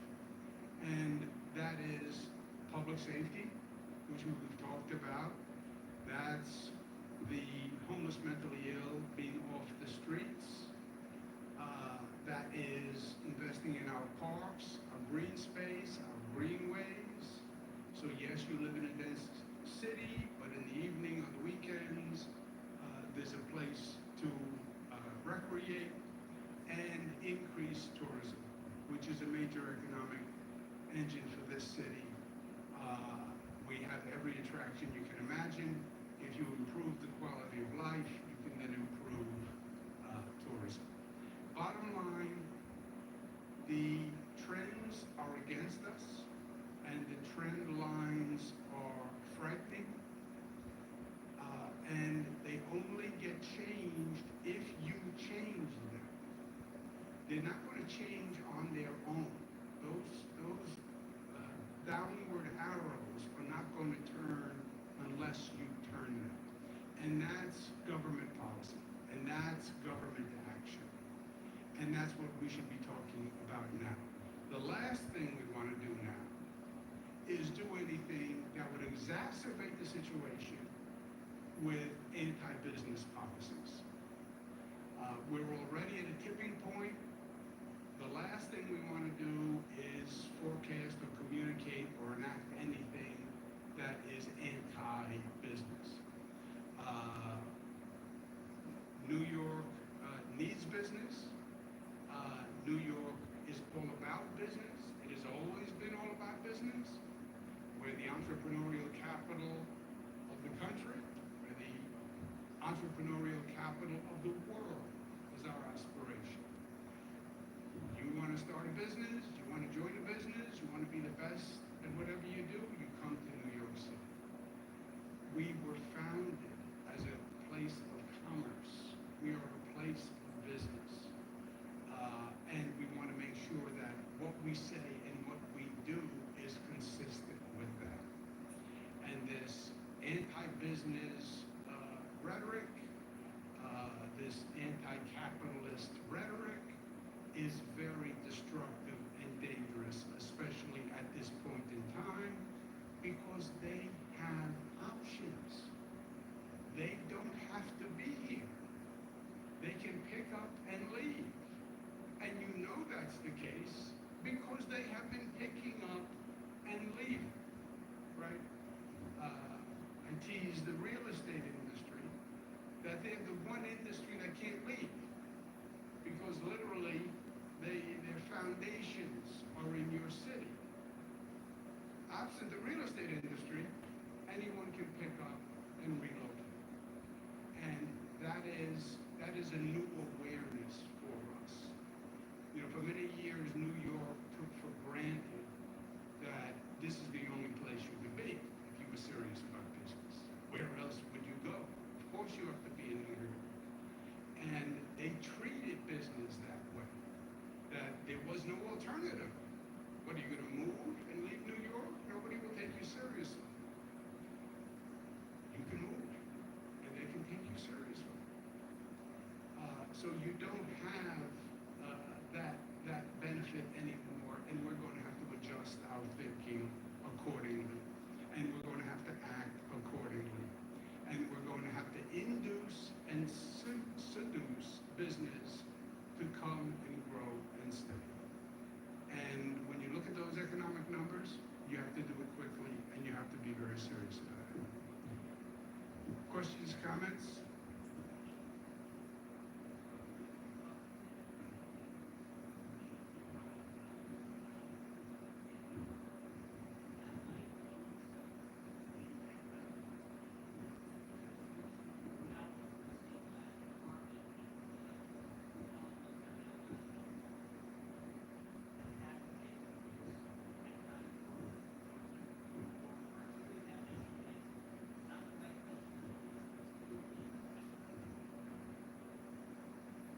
No, I never said that.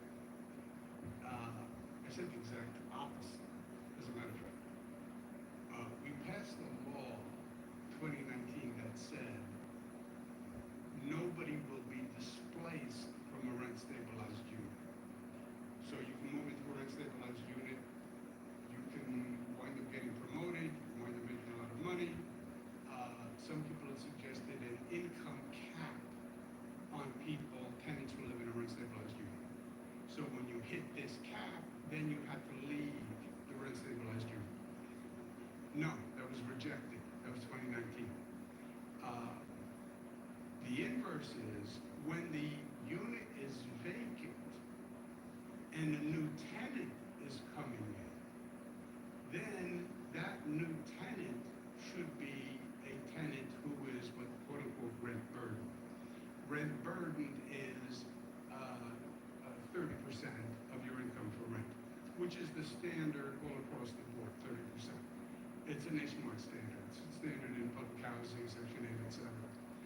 So when you have a vacant rent stabilized, then rent it to someone who needs it. Rent stabilized units are the bulk of our affordable housing, right? You have public housing, NYCHA units, you have some Section 8 certificates, but then you have rent stabilized units, which are about 40% of the units. 60% are market rate. The rent stabilized units, that 40% was supposed to be for the rent burden tenants, right? That's what we had, are the rent stabilized units. And then you have market rate. So they were supposed to be for the rent burden tenants. If you're in the rent stabilized apartment, fine, nobody's gonna displace you. But once it becomes vacant, then it should be rented to a person who is rent burdened. If not that, Andrew, you have no alternative for a person. We don't talk about affordability, affordable housing. All right, so the people who have the highest rent burden, they should be a priority for rent stabilized units. And if you can afford a market rate unit, then get a market rate unit. But if you can afford a market rate unit, why should you be taking a rent stabilized unit from somebody who actually needs the rent stabilized unit? Do I believe a single individual making $142,000 who has other assets can afford a market rate unit? Yes.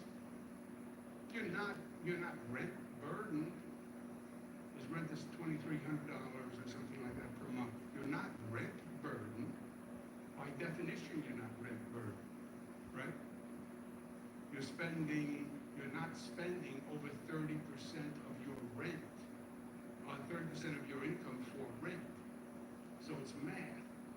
By definition, you are not rent burdened. It's a mathematical equation.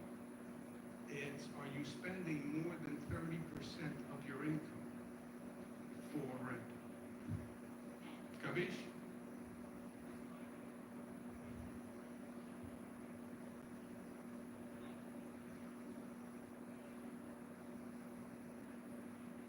Look, it's not comfortable, right? But 30% is the definition of rule of thumb of what percent of your income should go to rent. Now, you can say, I think 30% is too high. I'd rather it be 20%. Yes, but 30% is the rule of thumb. Of course, people would want to spend less, but 30% is the rule of thumb.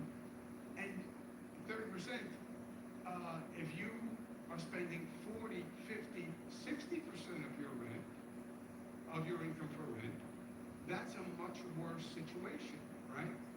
So yes, it's affordable housing, but you have to prioritize people who have the greater need. If you can afford it, I can't afford it, then why are you taking a unit? That is government control. This is not random. This is a government regulated unit. Government regulates the rent on that unit to protect people who need affordable housing. I need it more than you need. I know you want it because you want to save money, but I need it more than you need. Speaking to reporters in New York City, bringing that to you here on lockdown from Fox. When we come back, we will hear from his competitor, Mamdani, also out in New York City, of course. We'll bring that to you on the other side of the break on Live Now.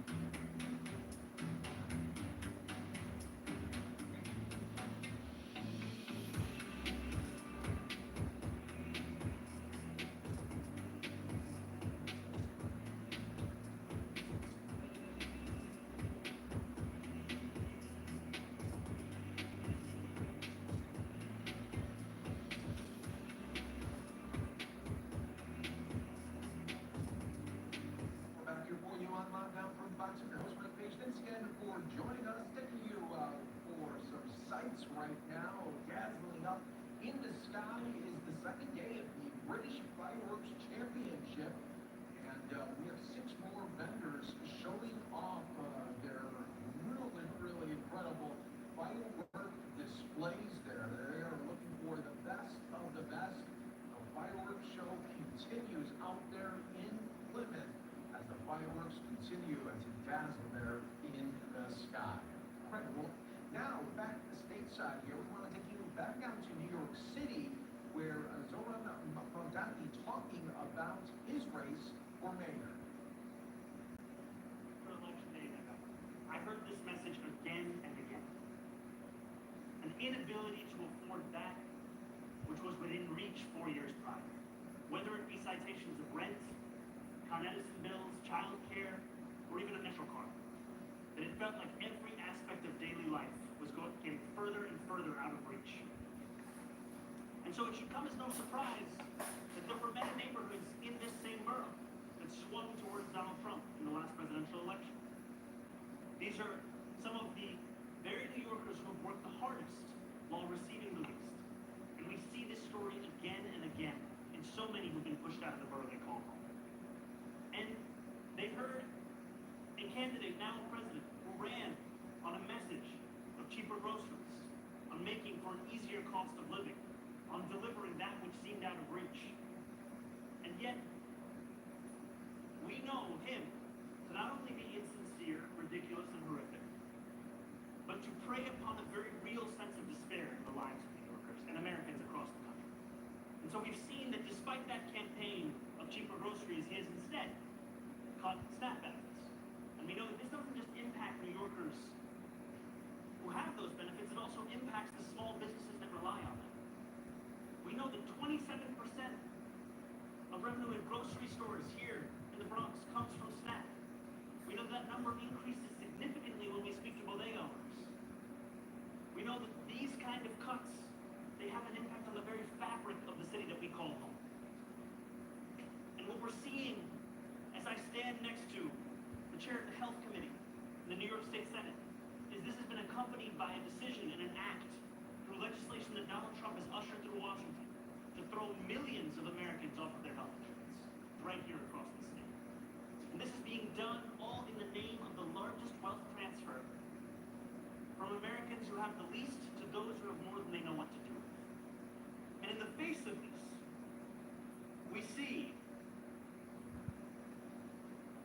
a necessity, a responsibility of leadership to stand up to that kind of a vision that essentially pillages the very boroughs that we call home. And so I stand here as the Democratic nominee in clear and sincere opposition to the Trump agenda that is preying upon New Yorkers borough to borough, and also in opposition to candidates such as former Governor Cuomo who would conspire with the architect of such a vision. In a moment when New Yorkers are looking for is an answer of how we fight this, how we keep New Yorkers in their homes, safe from ICE, as well as from an affordability crisis that is pushing them out of that same apartment. And we know that if Andrew Cuomo were to win this race, Donald Trump would find an ally in City Hall. An ally who has been funded by the same billionaires that gave us the second Trump administration. An ally that has been funded by $1 million check from DoorDash in a moment when New Yorkers are asking how we can make our streets safer. We have politicians being purchased by those that seek to influence labor, street, and safety regulations.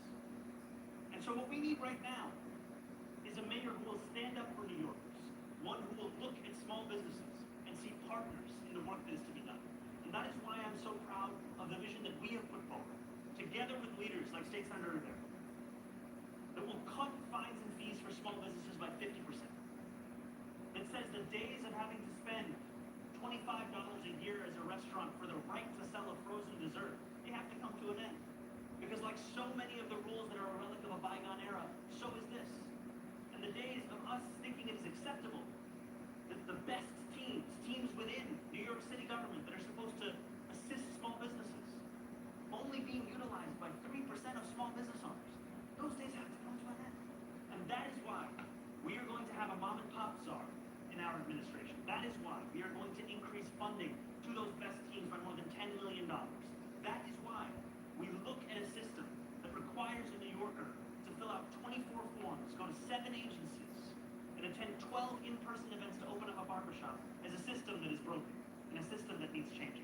And so we are going to do those things in partnership with businesses just like yours, in recognition of the fact that you have been here for decades, and of the fact that New Yorkers come from all over the world, and one of the things that binds us together is an aspiration of what life could be like in this city. And so often it is small businesses that are fulfilling those aspirations for New Yorkers. So I thank you so much for coming today. I thank you for standing alongside me in our clear and sincere commitment to stand against this agenda from Washington, D.C., and stand for an agenda that makes this a city that New Yorkers can afford. Thank you.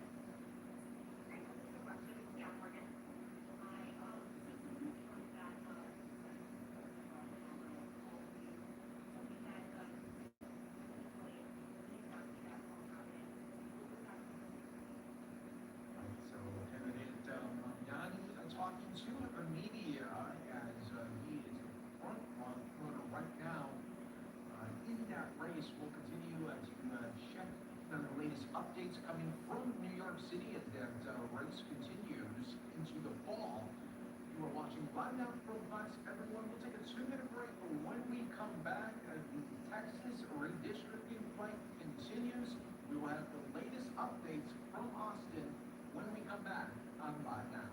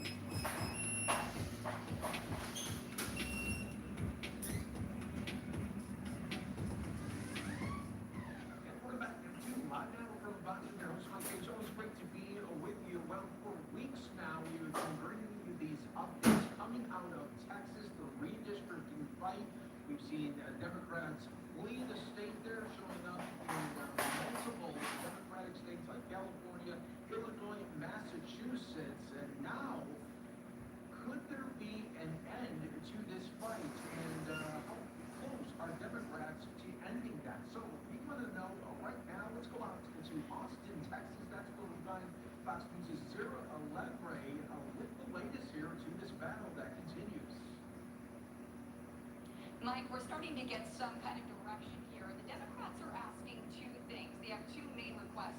One, they want the special legislative session to wrap up tomorrow in Austin. And then the second thing, kind of like a relay race, they want to pass the baton to California. They're calling on the state to introduce congressional maps to counter President Trump's and Governor Abbott's GOP redistricting plan. Now, earlier today, Texas House Democrats met once again in Chicago.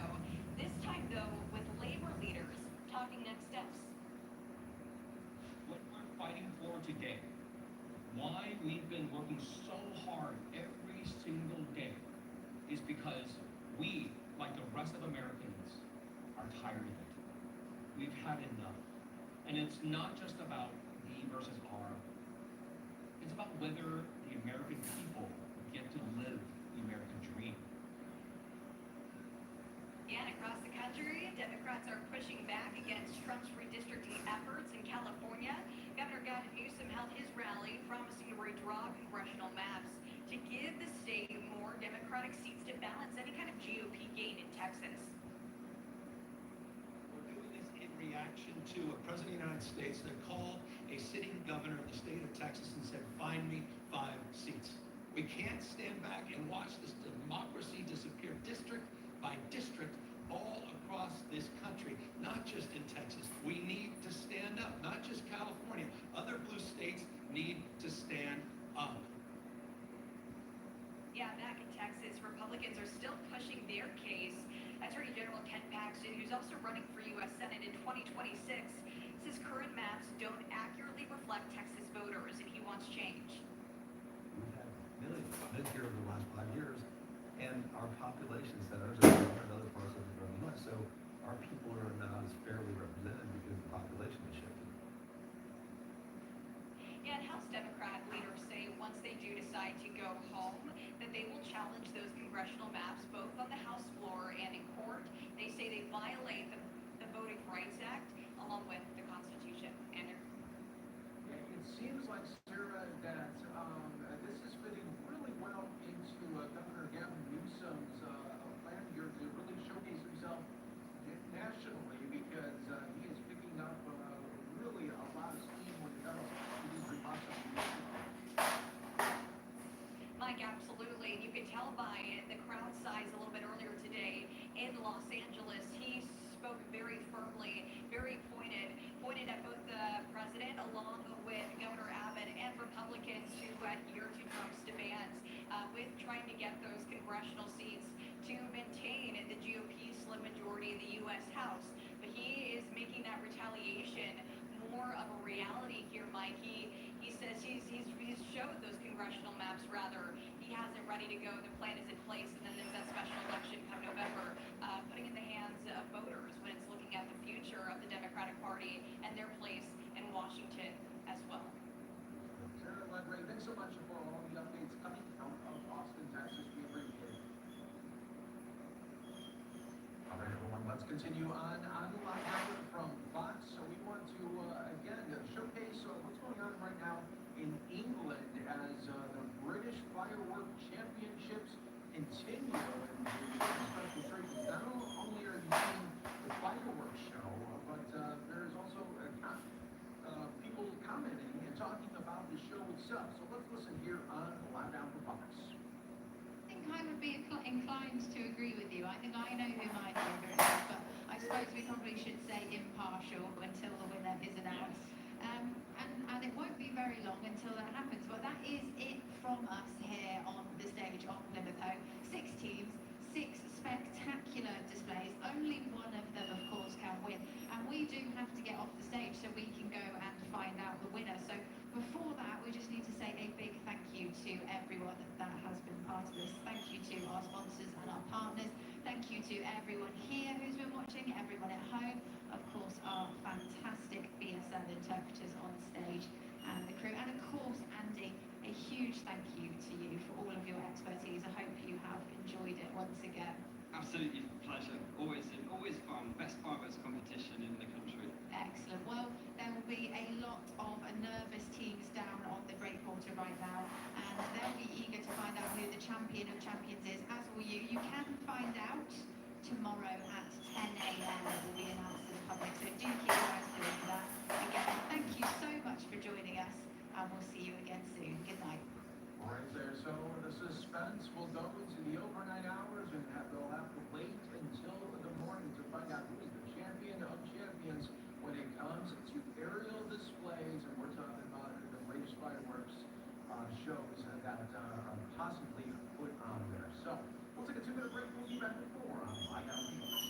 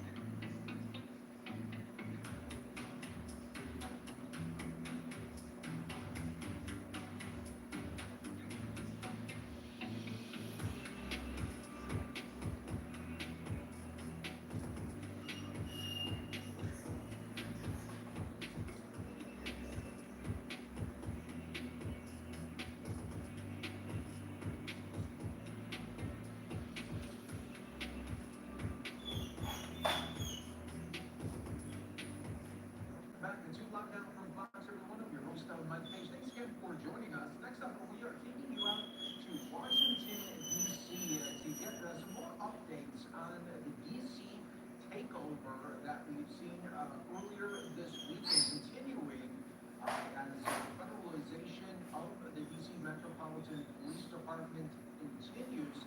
Fox 5 you see right now is interviewing the U.S. Marshal Service Director. Let's listen in on Live Now from Bronx. Capital. Sir, thank you for joining us. I know you come from a police background. How do you Just stop. use that and extrapolate that Stop. across what is a massive operation bringing all of these different departments and organizations together?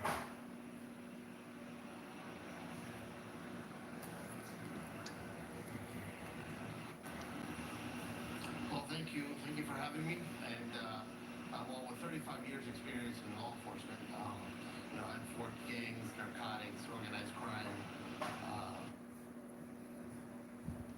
Delivery driver in Roy and Riverdale getting a lot of attention tonight. A pregnant woman landed on the right door. You know this gentleman, one of the truly great legends of our time, my book. Before we begin, I'd like to say a few words about the shooting at Fort Stewart in Georgia. As you know, 5 people were seriously wounded and 2 very, very seriously hurt around 11 o'clock this morning.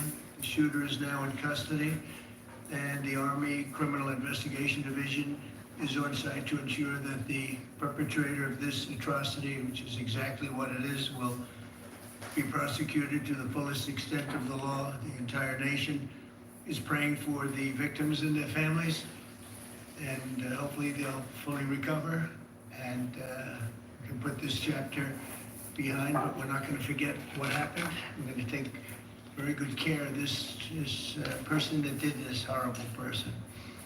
This afternoon, we're pleased to welcome to the White House one of the great and most esteemed business leaders and geniuses and innovators anywhere in the world, Apple CEO Tim Cook. Amazing job. Thanks as well to Secretary of the Treasury Scott Bessent and Secretary of Commerce Howard Lutnick for being here, wherever you may be. Well, there you are. Hello, fellas. I missed you. Today, Apple is announcing that it will invest $600 billion, that's with a B, in the United States over the next 4 years. That's $100 billion more than they were originally going to invest. And this is the largest investment Apple has ever made in America and anywhere else. And it's just an honor to have you. As you know, Apple's been an investor in other countries a little bit. I won't say which ones, but a couple. And they're coming home. $600 billion, it's the biggest there is.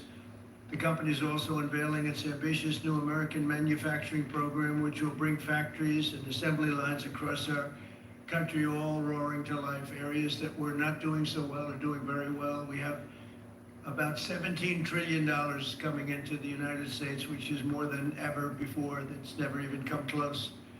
There's never been anything like it. Even you, that's even a lot of money for you. But we have commitments of more than $17 trillion. That was as of a couple of weeks ago. These investments will directly create more than 20,000 brand new American jobs and many thousands more at the Apple suppliers like Corning, Broadcom, Texas Instruments, and Samsung will all deal in that world. As part of this historic commitment, Apple will massively increase spending on its domestic supply chain for the iPhone and will build the largest and most sophisticated smart glass production line in the world in Harrodsburg, Kentucky, which is a great, actually, I did very well there. I like it because I see I did very well there. I did very well in Kentucky, but it's a great place. You're going to be very happy. I thought maybe while we're up, I'll interrupt my own speech by, you might show them a little bit about the product that you're going to be doing in Kentucky, Tim. Yes, please.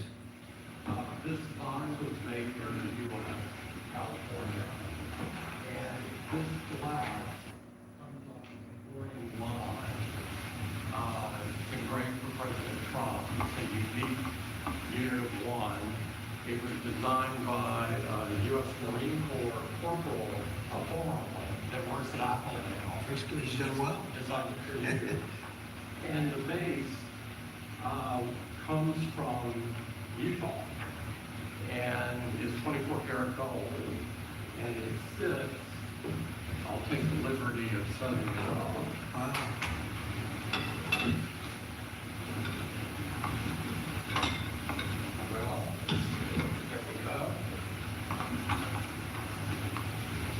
Congratulations. Thank you very much. It's fantastic. Great people of Kentucky. You're gonna find it a great place to do business too. It's fantastic. Isn't that nice? We're doing these things now in the United States instead of other countries, faraway countries. This is a significant step toward the ultimate goal of ensuring that iPhones sold in the United States of America also are made in America. With the mass infusion of capital it's announcing today, Apple will also build a 250,000 square foot server manufacturing facility in Houston and invest billions of dollars to construct data centers across the country from North Carolina to Iowa to Oregon. That's big stuff. Apple will also open state-of-the-art manufacturing economy. It's going to be a manufacturing academy in Detroit, and that's a great place to do. You know, big things are happening in Michigan and Detroit. They're coming in because of what we've done with the, I call it the great big beautiful bill. I added one word, great.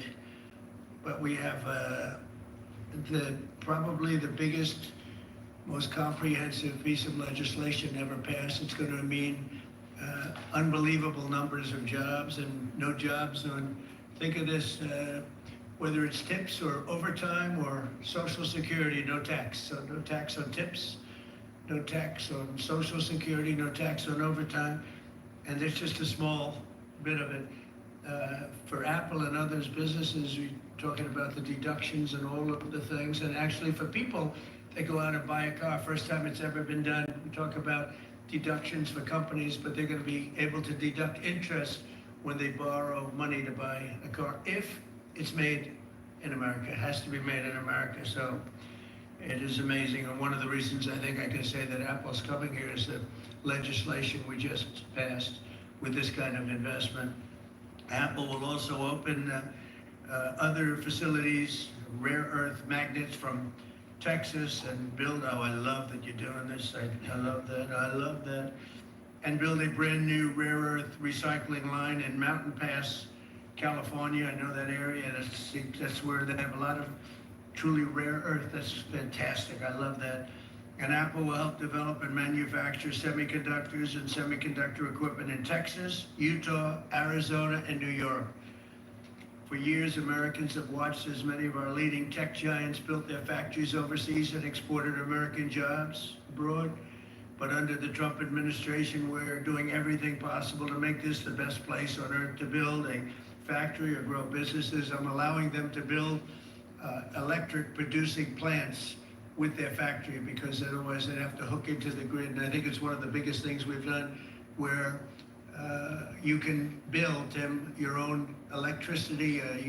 You become your own electric manufacturer, and that goes along with the plan. So you become a utility. So congratulations, now you're in the utility.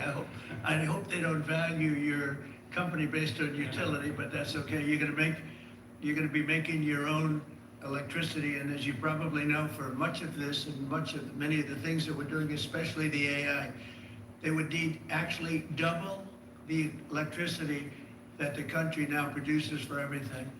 So it's massive electric, and they're going to be able to make their own, and they're getting very fast approvals. Lee Zeldin is doing a fantastic job, including with a 100% expensing on the one big beautiful bill. In return, we're asking our businesses to invest in America, and they're coming in at levels that we've never seen before. So I don't know when it shows up, but there are a lot of factories and a lot of plants that are either under construction or soon will be starting construction. So can't tell you exactly when, but I want to be around in about a year from now and 2 years from now, because we're going to see an explosion, I think, like this country has never seen before.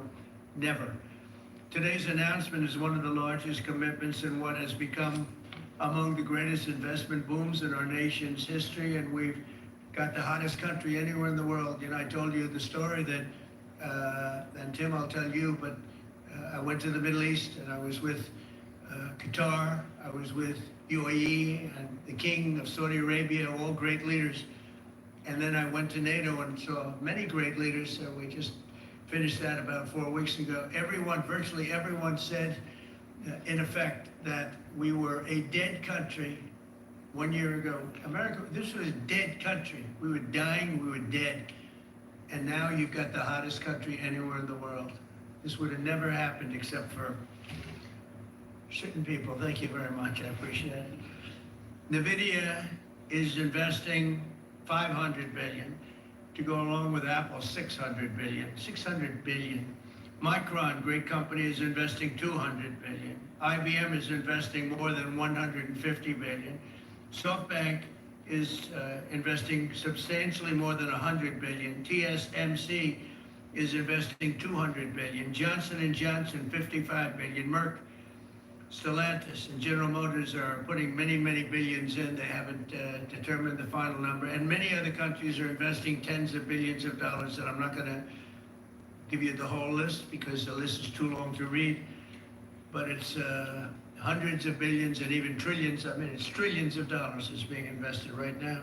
Last week it was announced that our economy grew at 3% in the second quarter, and consumer confidence is surging. Blue-collar wages are rising rapidly. Costs are way down. You know, I listen to these horrendous frauds on CNN and various other fake news networks, and they say costs are up. No, costs are down. Gasoline is down. It's going to soon, I believe, be less than $2 a gallon. It's around $2.40 right now, many places other than in California where they tax you out of business, but and a couple of others. But gasoline is way down. The price of groceries are down. How about eggs? When I first came here, my first week, the press hit me very hard on eggs. Eggs had quadrupled or something. I said, I didn't know about it. Give me a chance. I've just been here for 4 days. Well, eggs are down. Everything's down. Price is down. The only thing that's up is stock prices. That's really up, and that's through the roof. The stock market has been hitting all-time records, all-time highs. Last week it was announced that our economy grew at levels that we haven't seen in a long time, but the real levels of growth are going to be judged in a year from now when you start seeing some of these incredible plants, because we have car plants opening. They're coming in from Canada, from Mexico, and from all over the world. And they're coming in because they like the way the election worked out, but they also like the fact that they don't want to pay tariffs.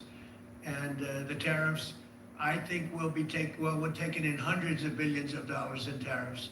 I won't be so specific other than to say, because we don't even know what the final number is. We just made a deal, as you know, with the EU where they're paying hundreds of billions of dollars. Japan paying hundreds of billions of dollars, and numerous other countries paying hundreds of billions of dollars. And we're not even completed there. And as you know, they found 25 billion 3 weeks ago. They said we have a surplus of $25 billion. And they said, where did this come from? I said, check the tariffs. And they checked. They said, you're right, that's where it came from. And we've really just started. This is just in its infancy. So we have a great country. We have a country that is going to be very rich. It's a country that we're very proud of, but it's going to be very rich. And it's companies like Apple, they're coming home. They're all coming home. And we want them to come home. They have to come home. We're going to treat them really well. We're going to be putting a very large tariff on chips and semiconductors. But the good news for companies like Apple is if you're building in the United States or have committed to build, without question committed to build in the United States, there will be no charge. In other words, we're not going to be charging. So a lot of countries, a lot of companies are leaving various other places and they're coming to the United States. So in other words, we'll be putting a tariff on of approximately 100% on chips and semiconductors. But if you're building in the United States of America, there's no charge, even though you're building and you're not producing yet in terms of the big numbers of jobs and all of the things that you're building. If you're building, there will be no charge. So I just want everyone to know that. And I didn't even tell you that inside. We discussed the concept, but I didn't. So it's a big factor. So 100% tariff on all chips and semiconductors coming into the United States. But if you've made a commitment to build, or if you're in the process of building, as many are, there is no tariff, okay? If for some reason you say you're building and you don't build, then we go back and we add it up, it accumulates, and we charge you at a later date. You have to pay. and that's a guarantee. So that's a big statement, and I think the chip companies are all coming back home. They're all coming back. You know, we started with Intel, and gradually Intel was just taken over the coals. They were taken to the cleaners, frankly, and moved to other places, in particular Taiwan. But I think a lot of those companies are coming back, and they're coming back very rapidly. So that's a big statement, 100% tariff. I want to thank you very much. Tim, would you like to say a few words about your company, please? Good afternoon, everyone. Mr. President, thank you very much for having me here today. You've been a great advocate for American innovation and manufacturing, and I'm grateful for your leadership and your commitment. That's a commitment we share at Apple because American innovation is central to everything we do. Our products are designed here, we're hiring and growing here, and we support 450,000 jobs with thousands of suppliers and partners in all 50 states. Earlier this year, we made our largest ever spending commitment, $500 billion to the U.S. over the next 4 years.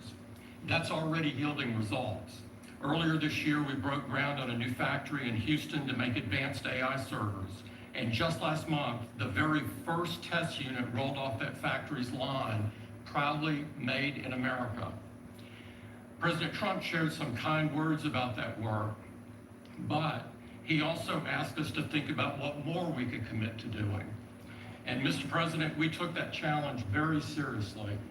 I'm glad to be here with you today, and I'm very proud to say that today we're committing an additional $100 billion to the United States, bringing our total U.S. investment to $600 billion over the next 4 years. As a part of this, we're launching Apple's American Manufacturing Program. It will spur even more production right here in America for critical components used in Apple products all around the world. And we're thrilled to announce that we've already signed new agreements with 10 companies across America to do just that. First, with today's announcements, I'm proud to say that Apple is leading the creation of an end-to-end silicon supply chain right here in America, from design to equipment to wafer production to fabrication to packaging. In Texas, we're working with manufacturers like Texas Instruments, Global Wafers America, and Applied Materials. We're working with Amcor in Arizona and Broadcom and Global Foundries in New York. Thanks to President Trump's vision, and with his help in his first term, we also led the way to bring TSMC to Arizona by committing to be their first and largest customer. Today, they're producing tens of millions of chips for Apple using one of the most advanced process technologies in America today. We're going to keep working with our suppliers to move even more of this incredibly advanced work to America. And this year alone, American manufacturers are on track to make 19 billion chips for Apple in 24 factories across 12 different states. Second, we're committed to buying American-made advanced rare earth magnets developed by MP Materials, which will become part of Apple's devices shipped around the world. MP is the only fully integrated rare earth producer in the United States, and with this partnership, they'll be significantly expanding their flagship facility in Fort Worth, Texas. We're also thrilled to work together on a cutting-edge rare earth recycling line in Mountain Pass, California. And third, in Kentucky, we've worked with our partners at Corning to build the world's largest and most advanced smartphone glass production line. And I'm pleased to announce that very soon, this is for the first time ever, every single new iPhone and every single new Apple Watch sold anywhere in the world will contain cover glass made in Kentucky. In addition to the American Manufacturing Program, we're also significantly growing our investments in AI, including expanding data center capacity in North Carolina, in Nevada, in Iowa, in Arizona, and in Oregon. So we're going to keep making investments right here in America. We're going to keep hiring in America. And we're going to keep building technologies at the heart of our products right here in America. Because we're a proud American company and we believe deeply in the promise of this great nation. Thank you all, and thank you, President Trump, for putting American innovation and American jobs front and center. Thank you, sir. Great honor. Thank you. Thank you. What a job he's done. What a job. Incredible. I want to thank you very much, and thank you, JD, for helping along. Good job. Really good job. Any questions, please? Mr. President, Yes. you promised on the campaign trail to bring forth a manufacturing renaissance. You just mentioned $17 trillion in your first 7 months or so. Right. Can you talk about how investment like this, all the other ones that you laid out, will positively impact the millions of Americans that trusted you with your vote? Thank you very much. It changes our country. I mean, our country is a very different country than it was 6 months ago. And people like Tim are coming. We had Micron in yesterday. We had all of the big, great companies that you read about, you don't know about, but you read about. Many of them were making products outside of our country. Foolishly, we lost them. If we had the right person sitting in that seat, that would have never happened 20 and 30 years ago. When you look at the chip business, it would have never left our shores. We had 100% of chips originally, and then we slowly got taken down to nothing. We have the biggest chip companies, the both of them, but we have the biggest in the world coming in. They're going to Arizona and beyond. And we're going to have, in a short period of time, we'll be up to almost 50% of the chips from starting at nothing. And that's something. But we have the greatest companies in the world coming into our country, and that means jobs, and it means wealth, and wealth means security for our people. Okay? Brian? This is a Flowdesk commercial. What's Flowdesk? It's a platform where you can design unique emails to grow your business. Just ask Mary at the 5 Marys Ranch. She uses Flowdesk to reach thousands of customers and keep her orders rolling in. Flowdesk, design emails people love to get. Everyone said it would take 2 years to earn a Thank you guys for joining the live, man. I appreciate every one of you guys. Thank you guys very much. Their unique online format allowed me to earn my degree in just 12 months. Learn more and apply today. Sylvia, those last oil change guys charged a lot for services you didn't need. I'd hate to see you settle for the cheap mani-pedi again. Silence your oil change anxiety at Valvoline Instant Oil Change, where we never pressure you to pay for services you don't need. Enjoy 2 years free from hair and hair removal. Discover Bronx Smart IP Out, the smart alternative to laser. These 100% grass-fed beef sticks from Paleo Valley are 30 sticks for just $36 right now. Before you... Yes, sir. Congratulations on this investment. President Trump did. Thank you. Good, great example of putting America first. What does the labor force look like to fill these jobs that we have? Do we have enough skilled American workers to fill these?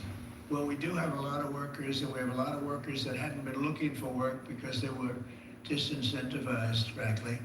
And people like Tim have tremendous schools and training centers that they build along with a lot of their big plants where they train people on whether it's glass, like in Kentucky, or computers, or whatever they might be doing. It's a complex world, and they train people, and they do a great job. So it's a whole new workforce. Now, we have a lot of them in energy because, you know, they've always liked energy.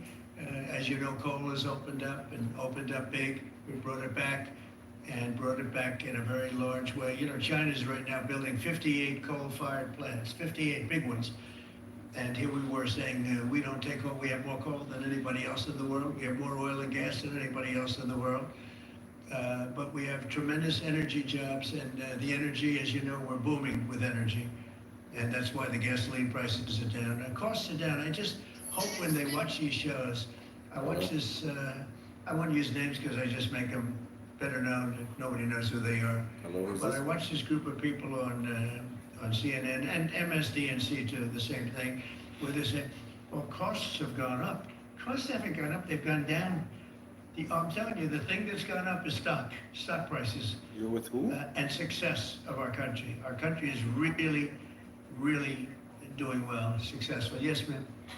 Have President Zelensky agreed to a summit yet? And where and when would that be? Well, there's a very good prospect that they will. and we haven't determined where, but we had some very good talks with President Putin today. And there's a very good chance that we could be ending the round, ending the end of that road. That road was long and continues to be long, but there's a good chance that there will be a meeting very soon. Excuse me?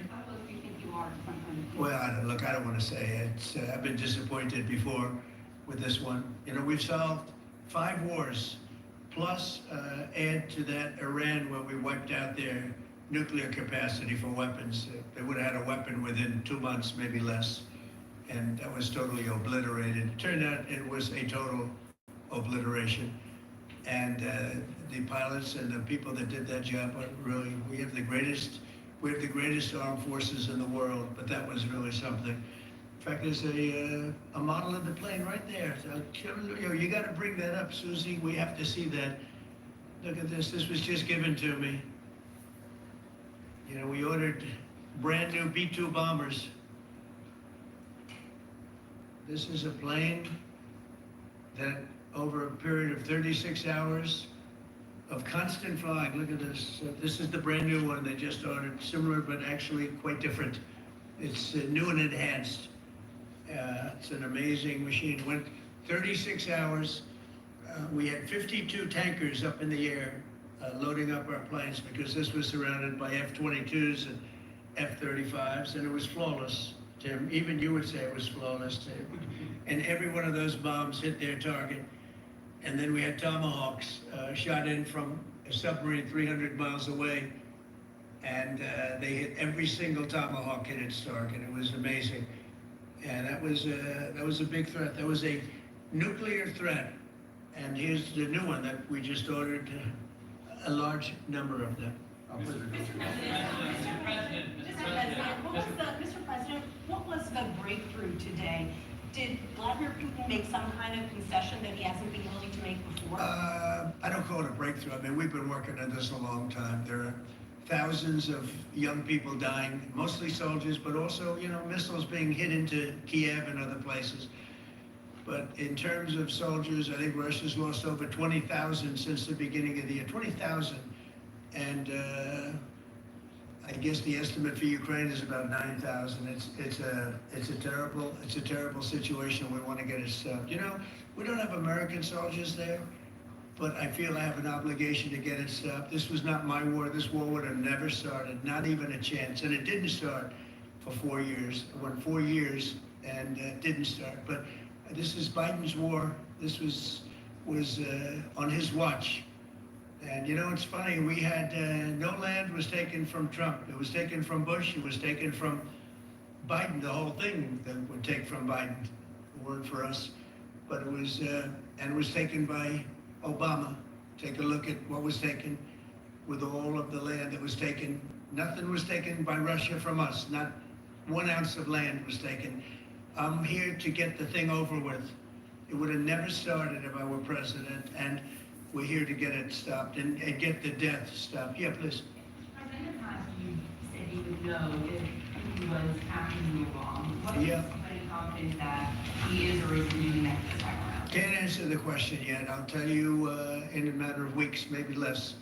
But we've made a lot of progress. And as you know, we put a 50% tariff on India, on oil. They're the second largest. They're very close to China in terms of the purchase of oil from Russia. But so I don't know if that had anything to do with it. But we've had very productive talks today. Yes, ma'am? President, on federal land in D.C., are you considering taking over the D.C. police? Is that an option on the table? We're considering it, yeah, because the crime is ridiculous. I could show you a chart comparing D.C. to other locations, and you're not going to want to see what it looks like. It was just up on television, actually, they were showing it.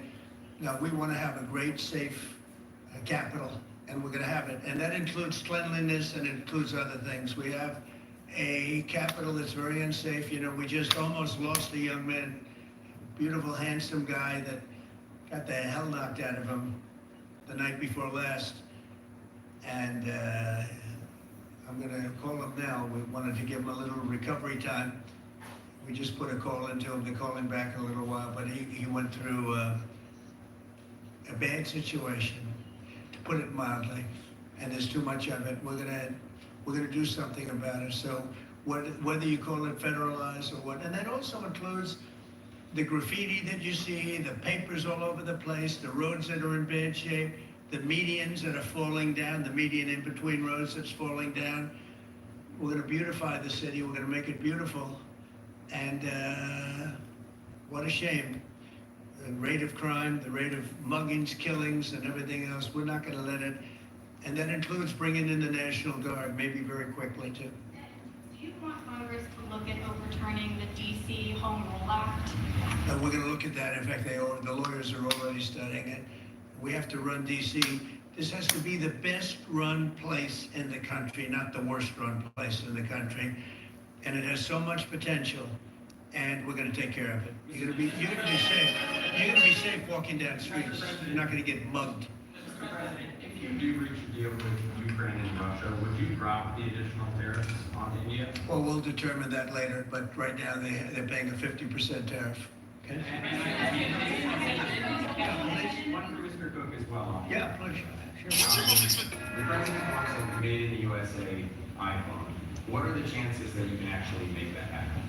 Well, if you look at the bulk of it, we're doing a lot of the semiconductors here. We're doing the glass here. We're doing the Face ID module here. So there's a ton of it. And we're doing these for products sold elsewhere in the world.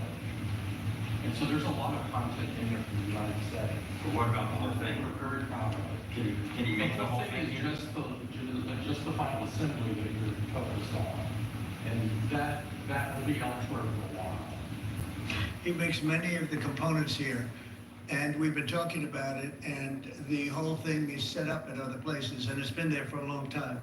So in terms of the cost and all, but I think we may incentivize him enough that one day he'll be bringing that. But he brings most of the stuff. Look, he's not making this kind of an investment anywhere in the world, not even close. He's coming back. I mean, Apple's coming back to America. Thank you. Mr. President, Indian officials have said that there are other countries that are buying Russian oil. It's okay. Like China, for instance, It's buys okay. more. Yeah. Why are you singling India out for these additional It's only sanctions? been 8 hours. So let's see what happens over the next. Sanctions. You're going to see a lot more. So this is a taste. You're going to see a lot more. You're going to see so much secondary sanctions. Yes, ma'am. Sorry, you were the driving force behind Operation Warp Speed, these mRNA vaccines that are the gold standard. Right. Now your health secretary is pulling back all the funding for research. He's saying that the risks outweigh the benefits, which puts him at odds with Research the on entire what? medical community and with you. What is going on Research on what? into mRNA vaccines? Well, we're going to look at that. We're talking about it, and they're doing a very good job. And, you know, that is a past. With Operation Warp Speed was, whether you're Republican or Democrat, considered one of the most incredible things ever done in this country. The efficiency, the way it was done, the distribution, everything about it has been amazing. But, you know, that was now a long time ago, and we're on to other things. But we are speaking about it. We have meetings about it in tomorrow at 12 o'clock, and we'll determine. We're looking for other answers to other problems, to other sicknesses and diseases, and I think we're doing really well. Yes, ma'am, please. Thank you, Mr. President. You said many times that you want to stop wars in the Middle East. Now Prime Minister Netanyahu is contemplating reoccupying Gaza entirely. Is he defying you, sir, or are you giving him a green light? Well, we have stopped wars in the Middle East by stopping Iran from having a nuclear weapon, and they're, you know, they can say they're going to start all over again, but that's a very dangerous thing for them to do, because we'll be back. As soon as they start, we'll be back.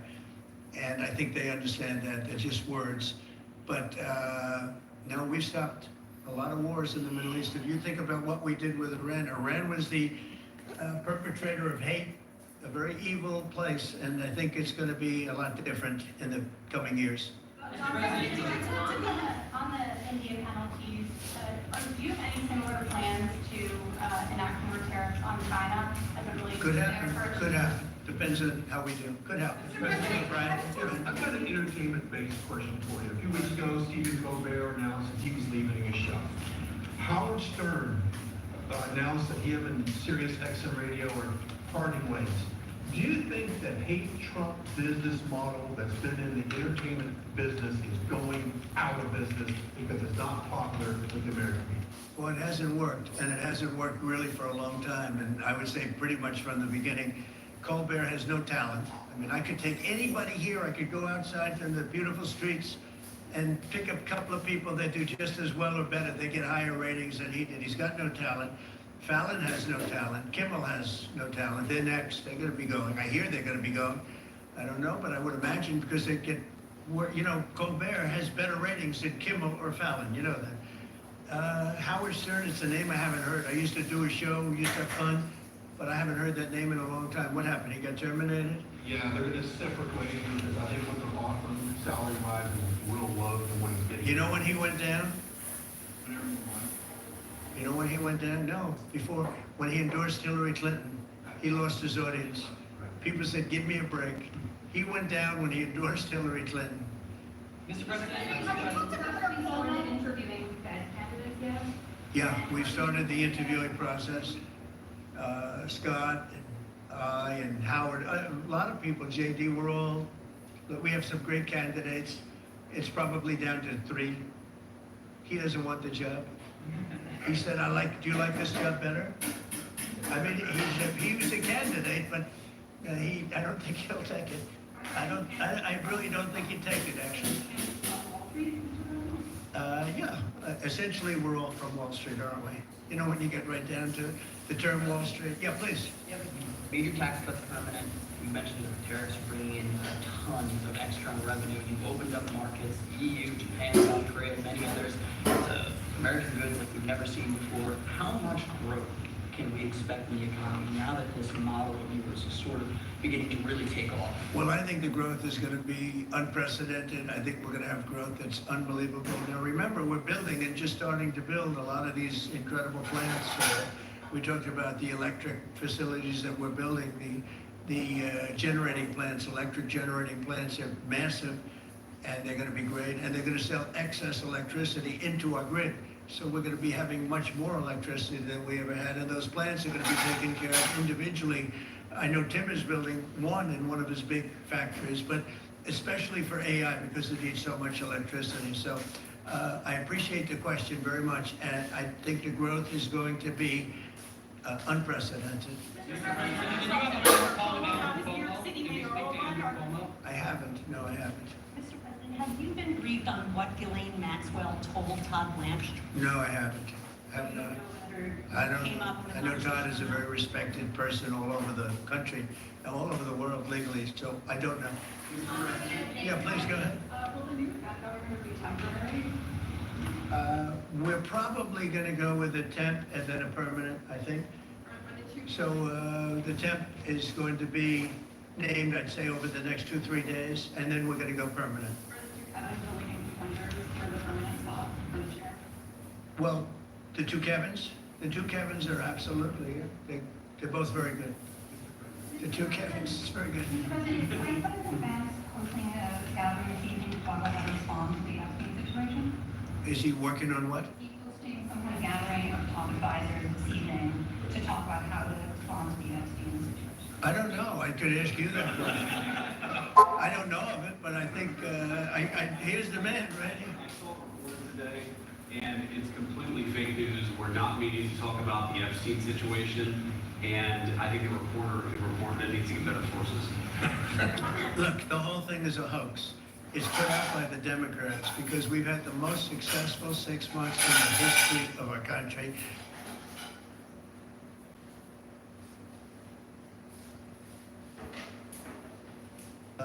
Yeah, please. A new Gallup poll says that Elon Musk is the most unpopular public figure in the country right now. I'm wondering, do you miss having him around the White House, or is that poll accurate? I don't know if the poll's accurate. I think he's a good person. I think he had a bad moment, really bad moment. But he's a good person. I believe that. President, are you keeping that attendance all day deadline? China facing potential secondary sanctions for Yeah. Them having that tariff or sanction rather or not hinges on what going forward. It may happen. I mean, I can't tell you yet, but we did it with India. We're doing it probably with a couple of others. One of them could be China, yes. Are you keeping that 12-day deadline that you had given Russia after today's talks? Yeah, we're pretty much getting close to it right now. We're having very serious talks right now about getting out of Ukraine, getting it settled, getting it ended. Should have never started, would have never started. If I were president, it would have never started. I want to thank Tim Cook. He's a great, great man, a visionary, a businessman, just about every quality he can have other than athleticism. I don't know about that. I'm looking at him. I'm not 100% sure about you. You're a good athlete. I bet you're pretty good. I think he's good at everything, but I want to thank you very much, Tim. Congratulations. Thank you all very much. Thank you. My name is Andy Rose. I'm a physical educator and I've been teaching for 35 years. Just knowing I'm going to retire with a strong pension has allowed me to invest in the growth of my community.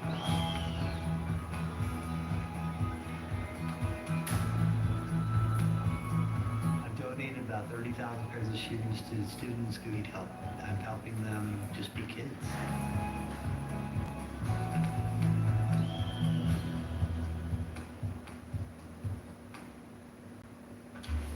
I started noticing hair loss here. I didn't want to go bald. I needed to do something. The HIMSS process was super easy. I spoke to a provider. They gave me a prescription specific to my hair loss. Wake up, put your Hims in, you're out the door. And then it grew. I didn't expect so much hair to come back. Finding the Hims changed my life.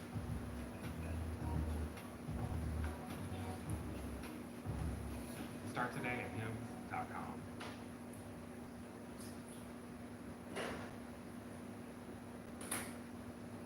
President Trump now addressing House Republicans at the White House. He just walked in. Let's listen live. Gotta vote for us. The speaker would call and it'd say, please, please get him to vote. I said, it's 4 in the morning. And everybody took the call and just about everybody voted. And it's an amazing thing. So amazing that I just signed, and it was really helped a lot by our big, beautiful deal that we just did, the big, beautiful bill, as we call it. But I just signed the largest trade deal in history. I think maybe the largest deal in history with Japan. And that was done with Japan. They had their top people here, and we worked on it long and hard, and it's a great deal for everybody. I always say it has to be great for everybody. It's a great deal. A lot different from the deals in the past, I can tell you that.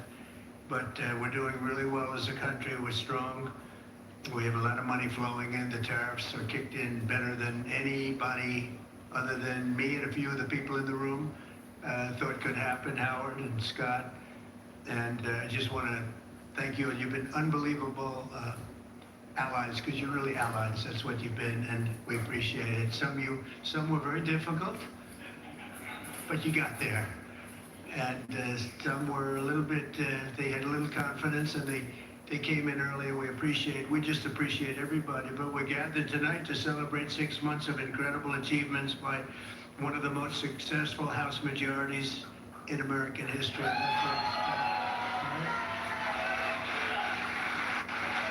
Despite having an incredibly narrow margin, and you know that, we had actually one period speaker where we had one.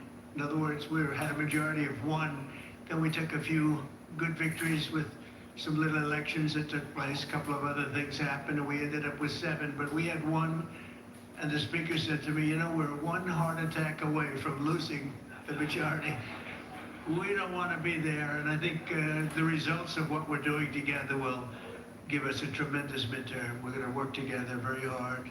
We're going to make all those robocalls for you, and we're going to pick it up, and we're going to really we're going to increase. I think we should increase by a lot.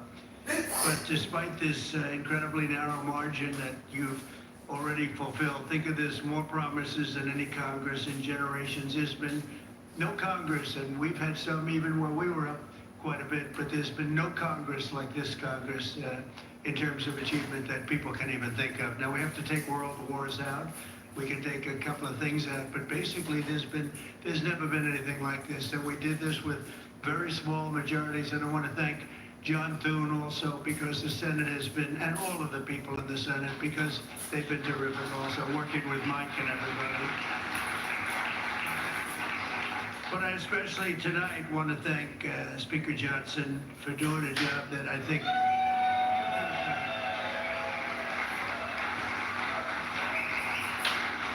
he'll go down, and I think he's got a long way to go. He's going to go down as one of the greatest speakers at any time in history.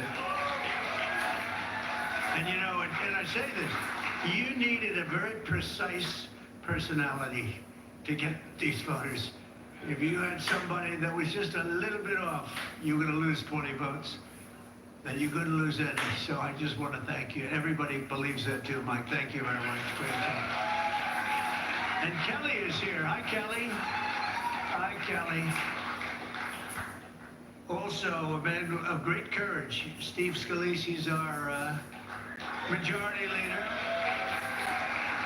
No, I've told the story so many times, but he was very brave. I saw him in the worst of times. I was there at his hospital late at night with his incredible wife, and we thought Steve was not with us. He was going to be a goner, and he was tough. And I actually think you look better now than you did then. If you want to, you look better now than you did before this horrible thing happened.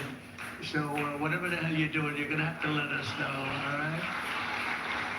But he's great. And another guy who I've really gotten to like, and usually this doesn't happen because I used to have little arguments. I said, well, he's a tough guy. He's a nasty, tough guy. And then I realized how talented he was, how good he was. And we got to be, I think, really good friends. Tom Emmer, he's incredible, actually. But his wife, oh, there she is. But she liked me, and she said, you know, you don't understand my husband. He's really, and she turned out to be right. His greatest asset. Thank you both for that sort of. She was incredible. And every other member of Congress that's with us, we have almost pretty much a full contingent. Some of you have your spouses, and we appreciate, and that's why we appreciate what you've had to go through. These were late nights, and a lot of them too. We had a lot of them. We had, if we turned off the phones at 3:30 in the morning, we weren't working very hard. It was really something. So I just want to thank you all. And we also have Secretary Scott Bessent. Is Scott here someplace? I think so. Scott, thank you very much, Scott. And we just came in from the Oval Office where a few people got to watch the negotiation with Japan. It was interesting. Doug Burgum, I think, might be here someplace. Doug, hi, Doug. And I said to the Japanese trade representatives, and these were the top people, we concluded the one deal, Doug, and now we're going to conclude another one because they're forming a joint venture with us in Alaska, as you know, for the LNG. So I said, we'll all do that together with Chris. Is Chris here? I don't know. Chris, right? If you could set that up, Doug, it would be great. But they're all set to make that deal now, so I think it's good. This was really the one they had to make, and we're going to make a deal with Japan on the LNG in Alaska, right? Okay, thank you very much. And Howard Lutnick, who was terrific. He was terrific. Howard. He'll never go back into private industry again because he's seen numbers that are so big. This deal is, they say, the biggest deal ever made. And we have Europe coming in tomorrow and the next day. We have some other ones coming in. We're doing things that have never been done in this country before. And our country's becoming very rich again. And that's the way it should be. They're not taking advantage of us. And it's very good. But Howard will never go back into private. You know, he had a big company, but the biggest deal you've ever made is like a quarter of a line of the deal we just left, right? So it's a little tough. Scott Turner is here. It's terrific, Scott. Thank you. Thank you very much. Thank you, Scott. Good job. Good job, Scott. Thank you very much. In fact, Scott, come here. Come here. I'm going to have Scott say grace. Give a little prayer, yes? I hope the television stays on. You know, they have a tendency to turn off, but I think that's good. What do you think, Brian, yes? Come on, Scott. And nobody does it like this man. He's better at this than he is at housing, but he's good at housing. That's great, Scott. Thank you. How are you, sir? I'm good. Good. Hi, everyone. Thank you, Mr. President. We're so grateful for you, grateful for your sacrifice and for your heart for people, your heart for this country, your heart to do what's right, no matter what.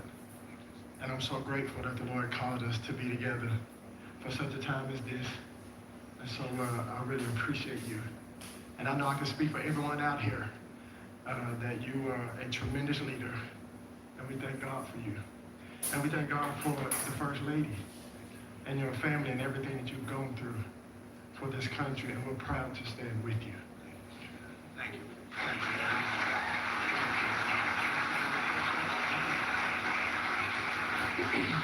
Okay, let's pray. Father in heaven, we thank you. We're so grateful that we have this time to stand in your presence. Father God, we are at the White House.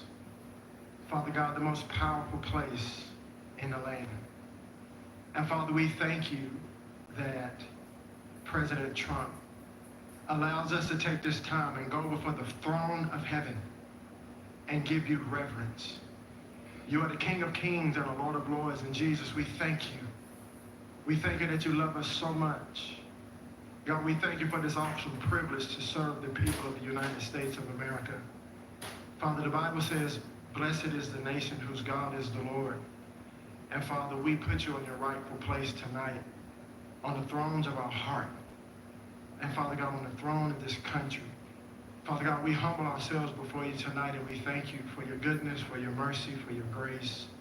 Father, we pray for those precious people in Central Texas, Father God, that have lost loved ones, who have lost children, who have lost family members. Thank you, God, for those on the ground who are working hard to, Father God, to help those to be recovered and rescued and restored. And Father, we pray in the days ahead, it's going to get real. You thought Kamala Harris and Joe Biden would have done that? That's why President Trump is blessed. That they are so resilient. And God, we thank you that you are so faithful in the midst of the storm. Now, Father, tonight we thank you for every congressional member, their staff, their families, their spouses. Lord, thank you for giving us favor to pass this one big, beautiful bill. And what it does for the people of this great country, not just for now, but for the posterity of our nation. And Lord, tonight may you be glorified in our time together. And Lord, I pray that you will bless our president. God, everything he puts his hands to, we pray you will bless it. Strengthen him. Father, give him wisdom like never before. Open his eyes to see like he's never seen, and his ears to hear your sweet, small voice in the midnight hour. Lord, let him know that it is well with his soul. In Jesus' name. Amen. Amen. Senior to child care. Amen. TheNewCare.com Amen. is easier than ever to find the care you need. And you don't have to hire just anyone. You can find a background checked caregiver who's the right fit for you. Join now and find. You know, Kamala and Joe would have never allowed this. Barack Obama never allowed this, any kind of prayer. He doesn't even want prayers in school. He wanted to be wokeness to be the prayer everybody prays. Bikes starting at $5.99. Get up to 60% off in-store floor models. Save up to $2,500 on massage chairs. With fitness experts. For unbeatable value and portable power, choose Predator generators. God is with President Trump, man. He absolutely is. Amen.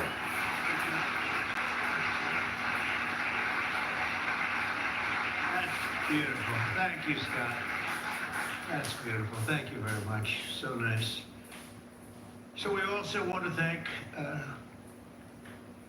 Linda McMahon, who's right now, where are you, Linda? She's out negotiating with a lot of different people. What a great cabinet member and person, and she's working on bringing education back to the states where it belongs. And lots of other things like how come Harvard got $5 billion in the last year and a half or 2 years? $5 billion they got. Linda said, you know, you're not going to be happy. What? Harvard's getting billions and billions of dollars, and they're not spending it nicely, and they're very discriminatory and lots of other things. And she's got a tough judge. She's got a judge that would typically not be with us, but I don't want to say that because you never know what happens. But we'll win that case ultimately. We're going to win it. No decision made yet, but she's in the middle of a lot of things. But Linda, you have been unbelievable. Thank you very much. Great job you've done. I said hello to Chris Wright. Chris is the most talented person. Doug actually said that I offered Doug Department of Energy noise. He said, I have somebody better. He's never said that in his whole life about anybody, Mary. He's never said that about anybody, but he said Chris Wright is so incredible, and he has turned. He's the #1 guy in the oil industry, and he left for, I won't even tell you the money he was making. It was crazy money, but he knew that, and he wanted this, and he and Doug have done an incredible job. And thank you, Chris, very much. And Doug Collins, where's Doug Collins? Doug Collins, what a great guy he's been. What a great guy. At the VA right now, you have a 92% approval rating. That's not bad. Let's see if we can get it up a little bit. Who are the 8%, right? But he's working on it. He is working on it. He's incredible. What a job. Thank you, Doug. What a great job you're doing. Appreciate it. As well as EPA Administrator Lee Zeldin. Where's Lee? This guy. People don't know. He was a great lawyer, like top of the line, and then he became a congressman in a race that he had no chance to win. He won, and was a congressman like for 6 years or something, and was highly respected. And then he took a shot at running for governor of New York, even though people said it was almost impossible to even think about, and he almost won. He came so close, almost won, and I appointed him as the environmental czar. He's our environment czar, and what a job. Secretary on the cabinet, he's got everything, and the job he's been doing is incredible, because we have $16 trillion so far invested in our country. We've never had anything even close, and this is just really in the last 4 months, not 6 months. That's when we started accepting things and getting things going and getting them rock and rolling. And Lee is getting the permits for people so fast. You know, the biggest problem they had is we can't build if you're not going to give us the permits, or if it's going to take 9 years to get a permit and then get rejected. You know, they'd wait 9, 10, 12 years to do environmental impact statements, and at the end of 12 years, they'd get a rejection, 3-2, you know. They gave their lives to it. We don't do that anymore. He does it within weeks, and we really appreciate Lee. He's got an incredible staff, and we appreciate the job he's done. He's an unbelievable guy. OMB Director Russ Vaught. Nobody knows the finances of this country and the waste, fraud, and abuse better than Russell. So, Russell, I want to thank you for doing such a great job. You're really in there fighting, and really was a big help during this whole situation that we had, Tom, right, with Russ, where we had to know the numbers. There's nobody that knows them better. He lives with them. Director of National Intelligence. Oh, where's Tulsi? She's like hotter than everybody. She's the hottest one in the room right now, because she found out, which certainly I think we knew it before, in all fairness, Tulsi, but now you have certainty. She has all the documents. She has everything that you need. And she found out that Barack Hussein Obama led a group of people, and they cheated in the elections, and they cheated without question. It's not even a quote. Would you say there's even a little question there, Tulsi? She says no. And you found things that nobody thought we'd ever find. And I'm very happy and very honored to have you with us. She's right now, by far, Speaker, she's hotter than you right now, Speaker. She's the hottest person in the room right now, Speaker. So, Tulsi, great job, and I know you have a lot more coming. She told me you've seen nothing yet. So, I heard those rumors about you, but now I know they're true. So, we're very proud of you, Tulsi. They cheated so badly, and ultimately it led to a loss in 2020, and it shouldn't have been a loss. It was a big victory. We won by a lot. We had to do it again. But if I thought we lost, I would never have run again, and this is a far more consequential election than it would have been if we did. That's the only thing I can say in favor of it.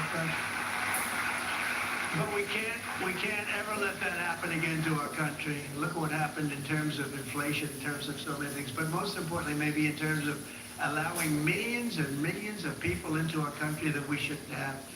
We shouldn't have these people in our country, and the levels of violence and things that we're seeing is so bad, and we're getting them out, and Tom Ullman and Christie have done an incredible job, and but we're getting them out. But This should have never happened. It was like just a terrible, unforced error. The only thing that I can't figure out, I always like to figure the other side. Why would they do this? Why would they allow people to come into our country from all over the world, not just South America, but from Venezuela, but from all over the world they came, and they came by hundreds of thousands, in some cases hundreds of thousands a day. When you look at some of these, they break down gates. We built hundreds of miles of wall. They didn't break down the wall, but anything that wasn't a wall, they were able to break it down. And they came in though by the millions, and we're going to be paying a price for this, so we are paying a price. It's all consuming. And we have to get 11,888 murderers, many of them murdered more than one person. And they're in here, and some are already gone. We've gotten them out. Some we can't get out. We want to put them in jails because we're afraid they'll come back. They're so violent. And they used to say, no, these are illegal immigrants. They said are very kind people. Remember that? They used to say they're kind, they don't commit crimes. No, they make our criminals look like extremely nice people. And we have to get them out, and it's a big job. But we're doing it, and step by step. And last month, as you know, in June, we had 0 people come through the border. Right? 0 people come through the border. So we're doing a real job. But what we found out is horrible, that Obama and a group of thugs cheated on the elections. They cheated violently, viciously on the elections. They're violent people. They're vicious, horrible. These are vicious, horrible people. And we can't let this happen. SBA Administrator Kelly Loeffler, a cabinet member, and a great person. Hi, Kelly. And she's done a job. You know, I always say small business. I used to say it with somebody else that happened to be, Linda, you happened to be there. I said, it's small business, but it's actually the biggest business there is, right? Probably there is. When you added up all those little small loans, you add them up, it's the biggest bank there is. But Kelly, you're doing a fantastic job. Thank you very much. Don't do a better job than Linda. That would be terrible. Linda had the job before you. She was so great. But don't beat her, because Linda would be very upset about that. Actually, she'd be happy. I think you'd be happy about it, right, Linda? That's the way Linda is. I want to also express our gratitude to all of just the wonderful friends, and mostly spouses, but the wonderful friends that we have here. This is sort of just a great period of time for the country, and it's a great period of time for the Republican Party. I also want to wish Congresswoman, a truly beautiful woman, Mary Miller, and her husband, her handsome husband. Just like I'd like to use them on the front page of an advertisement for people that come to a hotel or something, but they're like I think they're a perfect couple. Mary Miller, I'd like to thank you and wish you a lot with your husband, Chris, and a very happy 45th wedding anniversary. Wow. It's a beautiful couple with beautiful children and grandchildren. Good. Keep it going. Keep it going. Mary's very respected too, Chris. You know that. She's doing a fantastic job. Beautiful woman. And happy birthday to Representative Robert Adderholt. Where's Robert? Robert? Happy anniversary, Robert. Happy birthday. Happy birthday. So we have an anniversary, we have a birthday today. Anybody else having a birthday or anything? Robert, great job you're doing. Thank you very much. We appreciate it very much. Time and time again, the House Republican majority has defied the odds to deliver win after win for the American people. They were giving us very small odds of doing this bill. In fact, we were originally breaking it up into 7, and then 6, and then about 3 and 2, and then ultimately we said 1, and I had it a little different than I had one great, big, beautiful bill. But Steve said that's too much. That's a little too much. Let's take the word great out. But it is great. It was a little tougher to say, a little too long, but we took the word great out. But it is really one incredible situation that we passed. And people said that we'll do a number of bills and it'll be much easier. Typically that's the way, except the problem was you had somewhere for the good of the country, you had to do certain things, but it wouldn't necessarily mean you were going to get the votes. But you needed it for the good of the country. But the big, beautiful bill, the beauty is that it had something in it and a lot for everyone, including the people in this room that had a vote.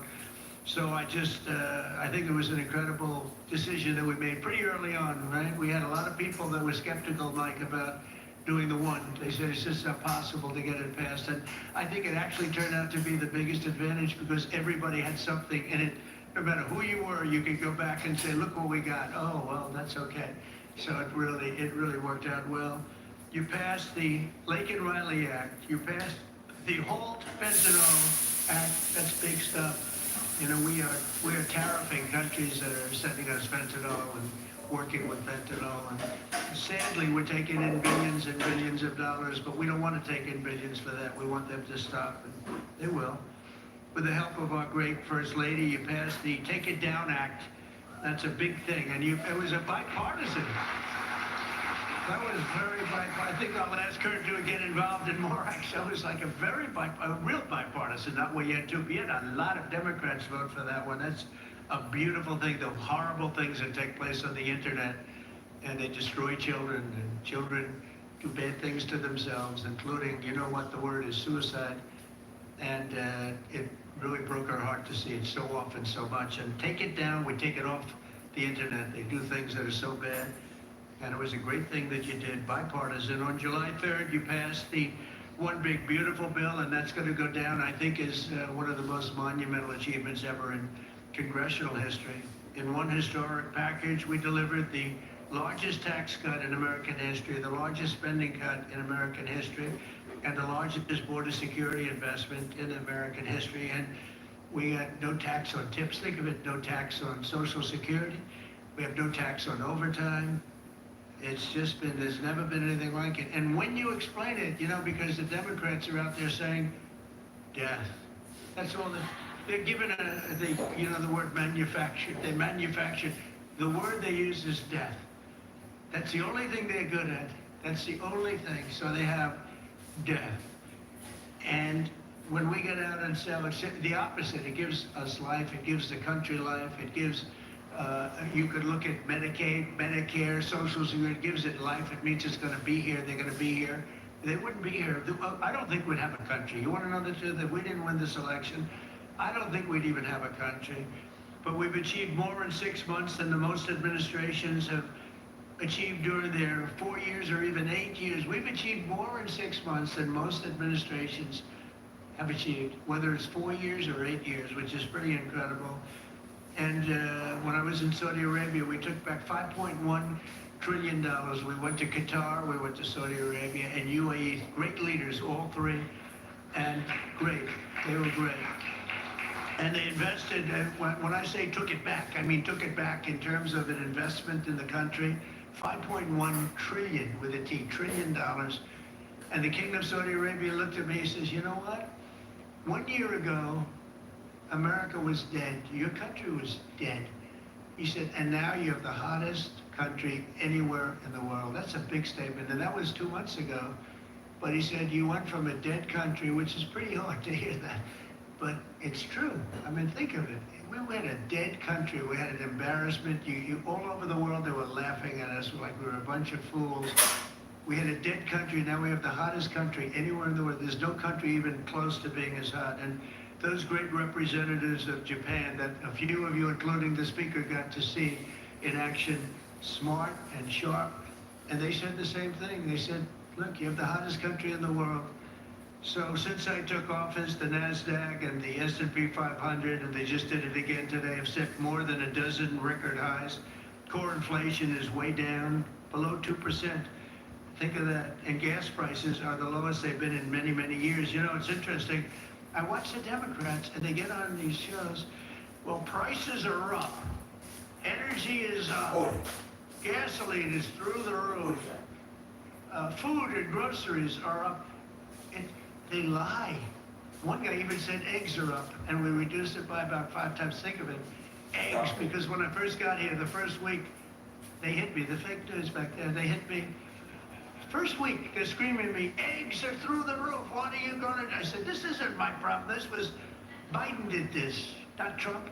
But they were screaming at me. I said, just give me a chance. And I will say our Secretary of Agriculture, Brooke, did a great job. Brooke Lawrence, she did a great job. She's here too. Thank you, Brooke. But think of what we've done. So prices are all down. I don't think there's any price other than we have a real terrible head of the Fed. And if he brought down interest, you know, in Europe, the European Union, they've lowered their interest rate now 11 times. And we haven't lowered ours at all. He's a stiff, he's a knucklehead. And I was very nice to him at the beginning because I know how to sell. And you know, at a certain point, it didn't matter anymore because the guy is just not a smart person. Shouldn't have been there. And I blame myself in a way for that, but I blame Biden for extending. I was surprised that they extended him, but they did. I think they extended him because they knew how much I couldn't stand him. So they did it for that reason. But and he did lower the rate before the election 2 or 3 times. It's the only time he's really acted like that. But no, he's a bad job. And he's hurting people. He's hurting people that can't get houses because they don't have mortgages. And I don't know if he knows it or not. He's either evil or stupid, and either is really not acceptable. But he's not doing a good job. And but he's only going to be there for a short while. Not going to be there much longer. Our deregulation efforts are saving the typical family thousands and thousands of dollars. So remember, when you're campaigning, got to remember this. Prices are down, groceries are down, oil is down, energy is down, gasoline is, wow. We hit $1.99 a gallon today in 5 different states. You know, in California, he keeps adding taxes, you know, and you go to $7, $8, but I mean, they just keep putting taxes on gasoline. It's crazy. I think you ought to take a look at that, Doug. It's ridiculous what he's doing out there. And he's really hurting people a lot. But we have, in free market, we have gasoline that's getting down to the low 2s. And in some cases, even breaking that. I think you're going to end up breaking it if Doug does his job with Chris. You're going to be drill, baby, drill, right, Doug? That's Doug. He really took that theme to heart. He's going wild, actually. And we'll fill up the strategic reserves. You know, they use these are massive cavities in Earth that you wouldn't believe how big, and they took the oil out that we put in. We put in a lot at good prices, and they took it out before the election. And it didn't really amount to that much for cars. You know, it didn't last that long, actually, because that's as big as those cavities. We call them cavities, caves. They're incredible salt. They're salt mines, and they have almost an unlimited capacity, but it is limited. And they were just about filled up to the top. And for the election, they started emptying it. It wasn't meant for that. It really meant for a military emergency. It wasn't meant to keep prices down so that somebody can win an election, but obviously that didn't work. And the blue-collar workers have already seen their largest real wage increase in 60 years, another thing you can say. But the biggest thing you can say, and I told Mike today, I said, Mike, there's one thing where I don't believe we can lose.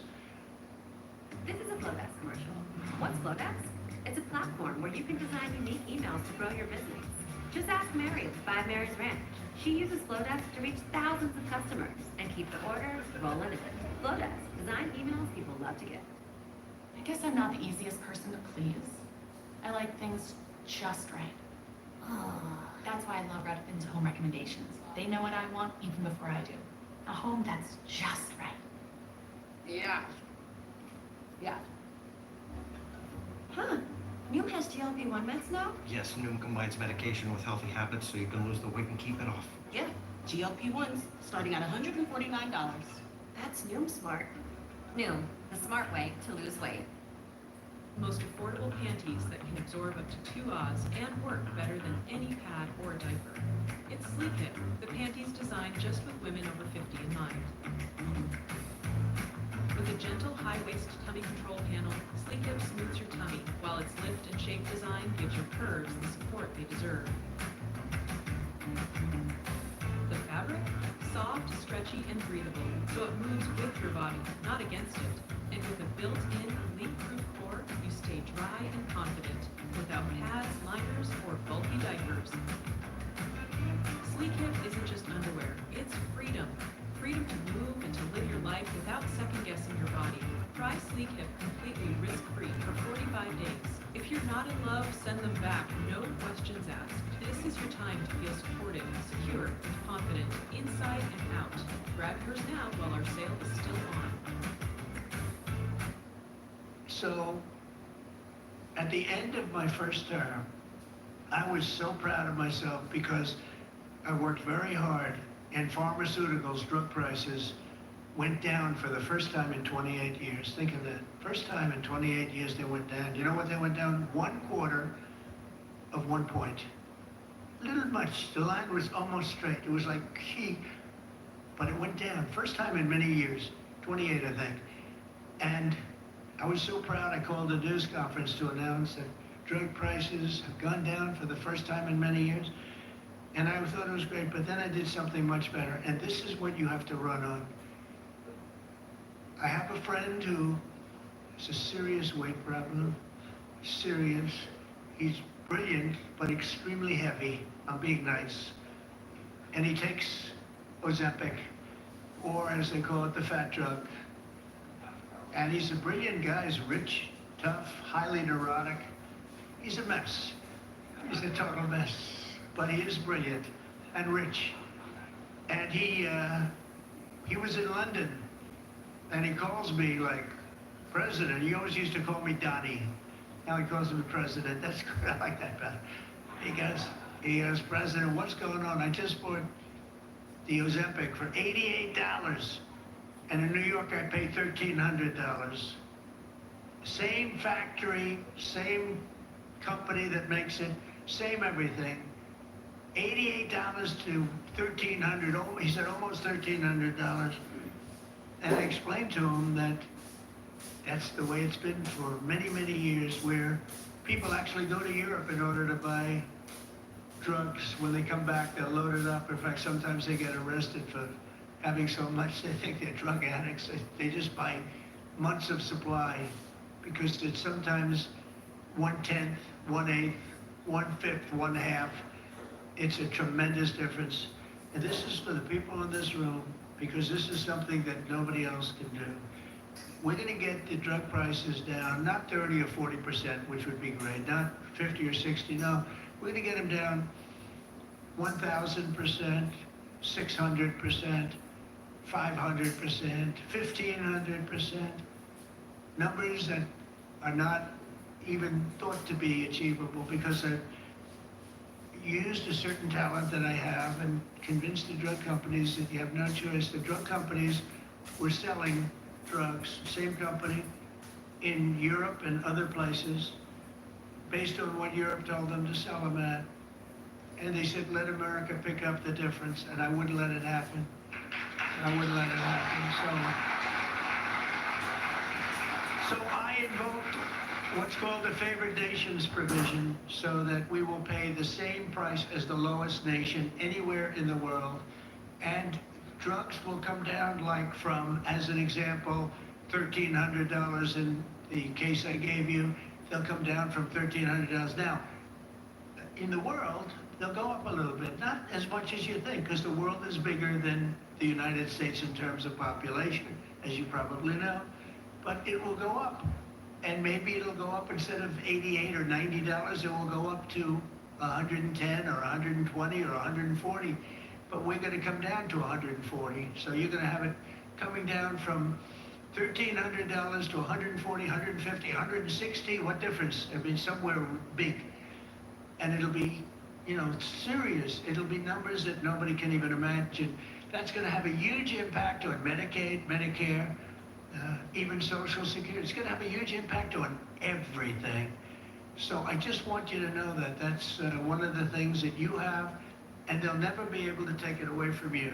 When I said no tax on tips, Kamala got just killed. We won Nevada by a lot. They have 99.9% of the people work in hotels, right? I said no tax on tips, and a month later she said, and there will be no tax on tips. And they got booed out of the room because they knew that was our issue. So they'll try and pick up on this issue. They can't, because we did it, but they'll try anyway, because they do lie terribly. We will have reduced drug prices by 1,000%, by 1,100, 1,200, 1,300, 1,400, 700, 600, not 30 or 40 or 50%, but numbers the likes of which you've never even dreamed of before. And we're working very hard right now to get the other countries to lift up their prices a little bit and to get the drug companies to put it to them. And if they don't, the drug companies will have a lot of problems, and they are mostly agreed to it. And if the countries don't, then as an example, if it's Europe, I'll say, that's okay. You're no longer allowed to sell cars in America. You're no longer allowed to have Mercedes, BMW, Volkswagen, or any of the other many cars. And they will say, oh, I love the idea of lower drug prices for America. So you have to use that. You have to use that because it's, I mean, I can't think of anything that can be more powerful than that, okay? And there's nothing more powerful than that. And we can't forget about it. I said, one thing I said to the speaker today, I said, the one thing I'm gonna bring up tonight, because we have so many of the congressmen and women in the room, but the one thing I'm gonna bring up is what we did with, we call it favored nations, but so we're gonna have the lowest drug prices anywhere in the world left. We'll be tied for the lowest drug price, essentially, anywhere in the world. And you can win your election. I don't care where you come from, that helps everybody. There's no other point, I think, that can, what do you think, Mary, do you agree? Okay, I agree too, Mary. You better agree, Mary, if you didn't agree. If you didn't agree. But no, it's an amazing thing. And nobody thought that was even possible. So we've negotiated historic trade deals with the United Kingdom, Indonesia, China, today Japan and the Philippines. We just did the Philippines today also. A good deal. We have stopped wars between India and Pakistan, the Democratic Republic of the Congo and Rwanda. That was going on for 30 years. And by the way, India, Pakistan was probably going to end up in a nuclear war if they kept, you know, they shut down 5 planes in the last attack, and it was back and forth, back and forth, back and forth. And I called them and I said, listen, no more trade. If you do this, you're not going to be good. But they're both powerful nuclear nations, and that would have happened, and who knows where that would have ended up. And I stopped it. Iran, you saw, we took out their entire capability of nuclear. Kosovo and Serbia, we stopped that. And a couple of others that we didn't stop a war, but we stopped what probably could have ended up in a war. We do that on the House as compliments of America, okay? Do you think Biden would do that? I don't think so. Do you think he ever heard of any of those countries? I don't think so. I was sitting there screaming back and forth with Japan, and somebody said, can you imagine Biden doing this? I don't think so. There would be no negotiation. We'd just be ripped off like we have been. For we've been ripped off so many years by friend and foe. And you know what? The friend has been worse in many cases than the foe, but ripped off on trade and other things. And I'm very proud to tell you that with NATO, the European, if you look, the European countries essentially will be buying our equipment, paying 100% on the dollar, and then they're going to distribute it to where they're going to distribute it, which is going to be to Ukraine or whatever, but they're buying it, so we're not going to have the expense of giving away. Biden gave away $350 billion worth of equipment, or cash, worse than equipment, cash. So we want to find out about that someday, I guess, right? But they were supposed to buy their own equipment, but you know, I have a feeling they didn't spend every dollar on the equipment. But they are brave. Look, they're fighting a hard fight, and we're no longer going to do that. Our great companies, we make the best military equipment in the world, and our great companies are going to be selling now, and they'll be using it. So even those people that don't want to be in the war, and I'm one of them, but even those people are saying, wow, that's pretty good. That's pretty good. So they'll be able to defend themselves, and we will no longer be paying for it. And I think that's a very big thing. So we've achieved incredible things in a very short period of time. And in polling released just last week, it was announced that the approval for congressional Democrats under Hakeem Jeffries has reached the lowest ever recorded, 19%. And Republicans are doing well, and I have the best numbers I've ever had. You know, it's amazing. I watch people on television. Well, what about Donald Trump's polling numbers? Yeah, they're the best numbers I've ever had. And with this made-up hoax that they're talking about, my numbers have gone up 4 and 5 points. They want to do anything to get us off the subject of making America great again, and we're not going to put up with it. And remember, don't let them forget, it's so important, Obama cheated on the election. Look, the camera just went off. Obama, the red light just went off. Can you believe these people, how bad they are? Obama cheated. When they give you all nonsense, Obama cheated, and his people cheated, but he was there. You ever hear this? They talk about, if they ever even mention it, they never mention his name. Just the opposite with me. But they only mention my name. They don't mention any of you guys. They don't mention Tom. They don't mention Steve.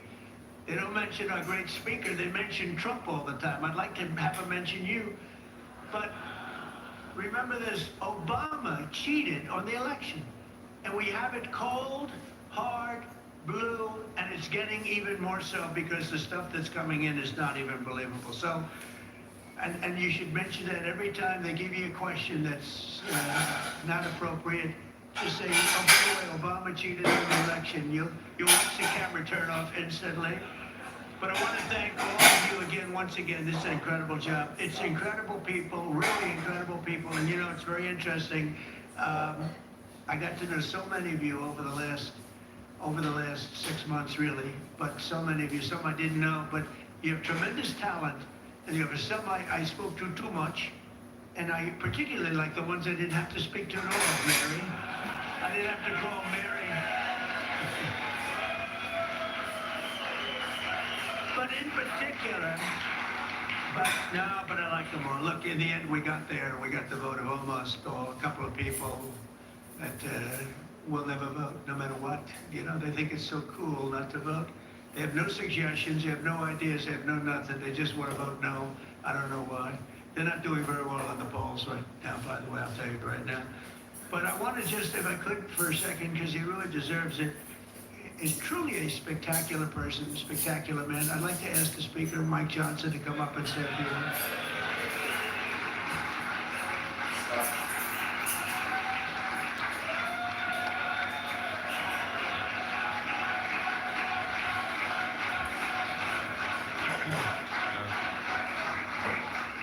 Mr. President, I'm not going to speak long. These guys hear me talk all the time, okay?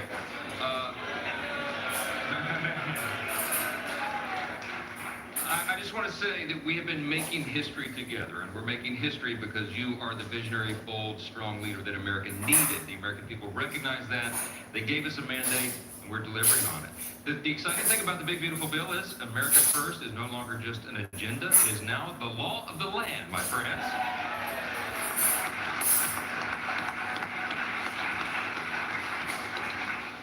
I could go by and name person by person, and I should name their spouses as well. All the members in this room, everybody deserves the credit. They underestimated us all the time, every day, because our margin is so small. But we do not accept that as our fate. We work together. This was prayer and patience and preparation and teamwork that got it done. We began this about a year and a half before that bill was delivered. The deliberate work down in the trenches. I could name the chairman of all of our committees, 11 committees of jurisdiction that worked on the Big Beautiful Bill. All the members in here who contributed their ideas, their thoughts, their expertise. They gave their heart and soul to it, Mr. President, because they wanted to deliver for you and deliver for the people, and we did it together. And I'm telling you, this is landmark stuff. There's not anything bigger I think we may ever work on, ever, in this legislative arena, because it may not even be possible, but we did it. And I'm so grateful and I'm so thankful and humbled to work with this group. Mr. President, they are committed to the country as you are. You are the strong leader, the example for us. With your stamina, we know we can never sleep, okay? We've got much more to do to deliver for the people, and we're going to do it. We thank you for the opportunity. Thank you for the celebration. Everybody here deserves it. That's it.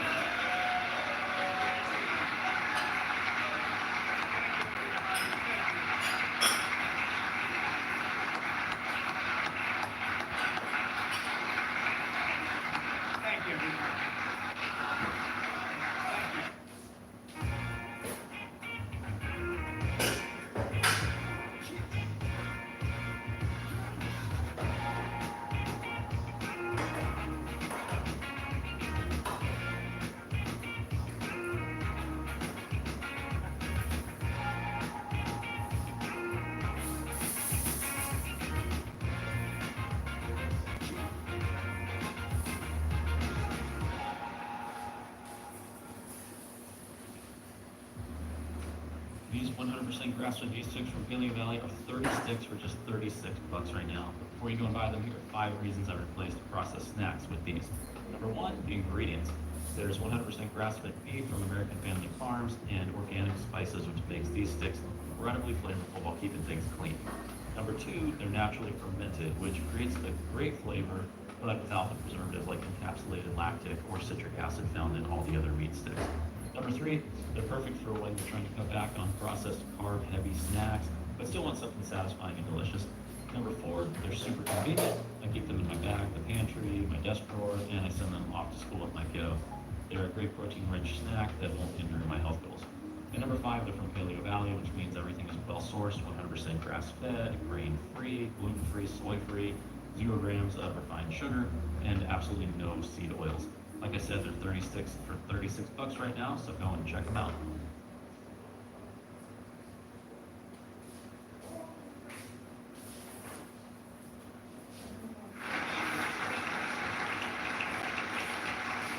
Thank you very much. Yeah, we worked hard. It's a very important act, the Genius Act. They named it after me, and I want to thank you. I want to thank you. This is a hell of an act. You know, I did something very unusual. I said, this has been something, a lot of people thought it was impossible, some of the things that have been done. And of course, the great big, I added the word great, the great big beautiful bill, that was something that nobody thought possible. They thought it would be in anywhere from 7 to maybe 3, I'll go the opposite direction, but 3 to 7 different bills. And we said, let's just put it in one, because this way there's something for everyone, and there really is. There's a lot of things for everyone. And when we get the word out how great that is for every single person in this country virtually, and all they have is a soundbite, death. You know what their soundbite is? Death. Aren't they nice? Death. They are the most incompetent people. They've lost their confidence.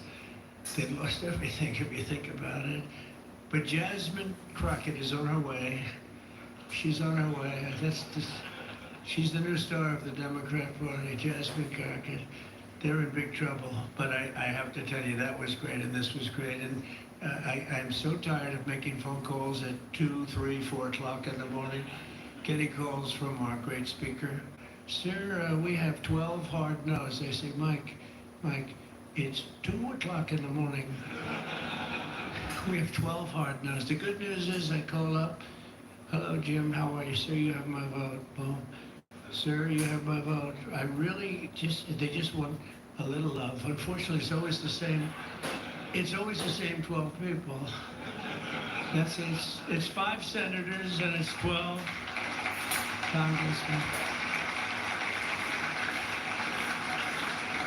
And I actually said to John Thune and I said to Mike, I said, listen, I want to have a party, but not to those people that I have to speak to endlessly every time. And they're wonderful because they always seem to come through other than a couple. Rand Paul Jr. from Congress and Rand Paul other than a few people. But I said, I want to have them over. We're going to have a party for everybody in Congress, everyone in Congress except 12. We're going to have, and Mike is Tom, I'll tell you what, Tom is definitely coming, the whole group. Where are those 12 people? They're the only people I don't see. We could do it today. We don't have to vote. And I would say of the 53 senators, 48, we have 48 in here. You won't even have to come to that one. But these are the greatest people because they always vote yes, and we don't have to go crazy. You trust us, we trust you. And it's been a very special group of people. We really do.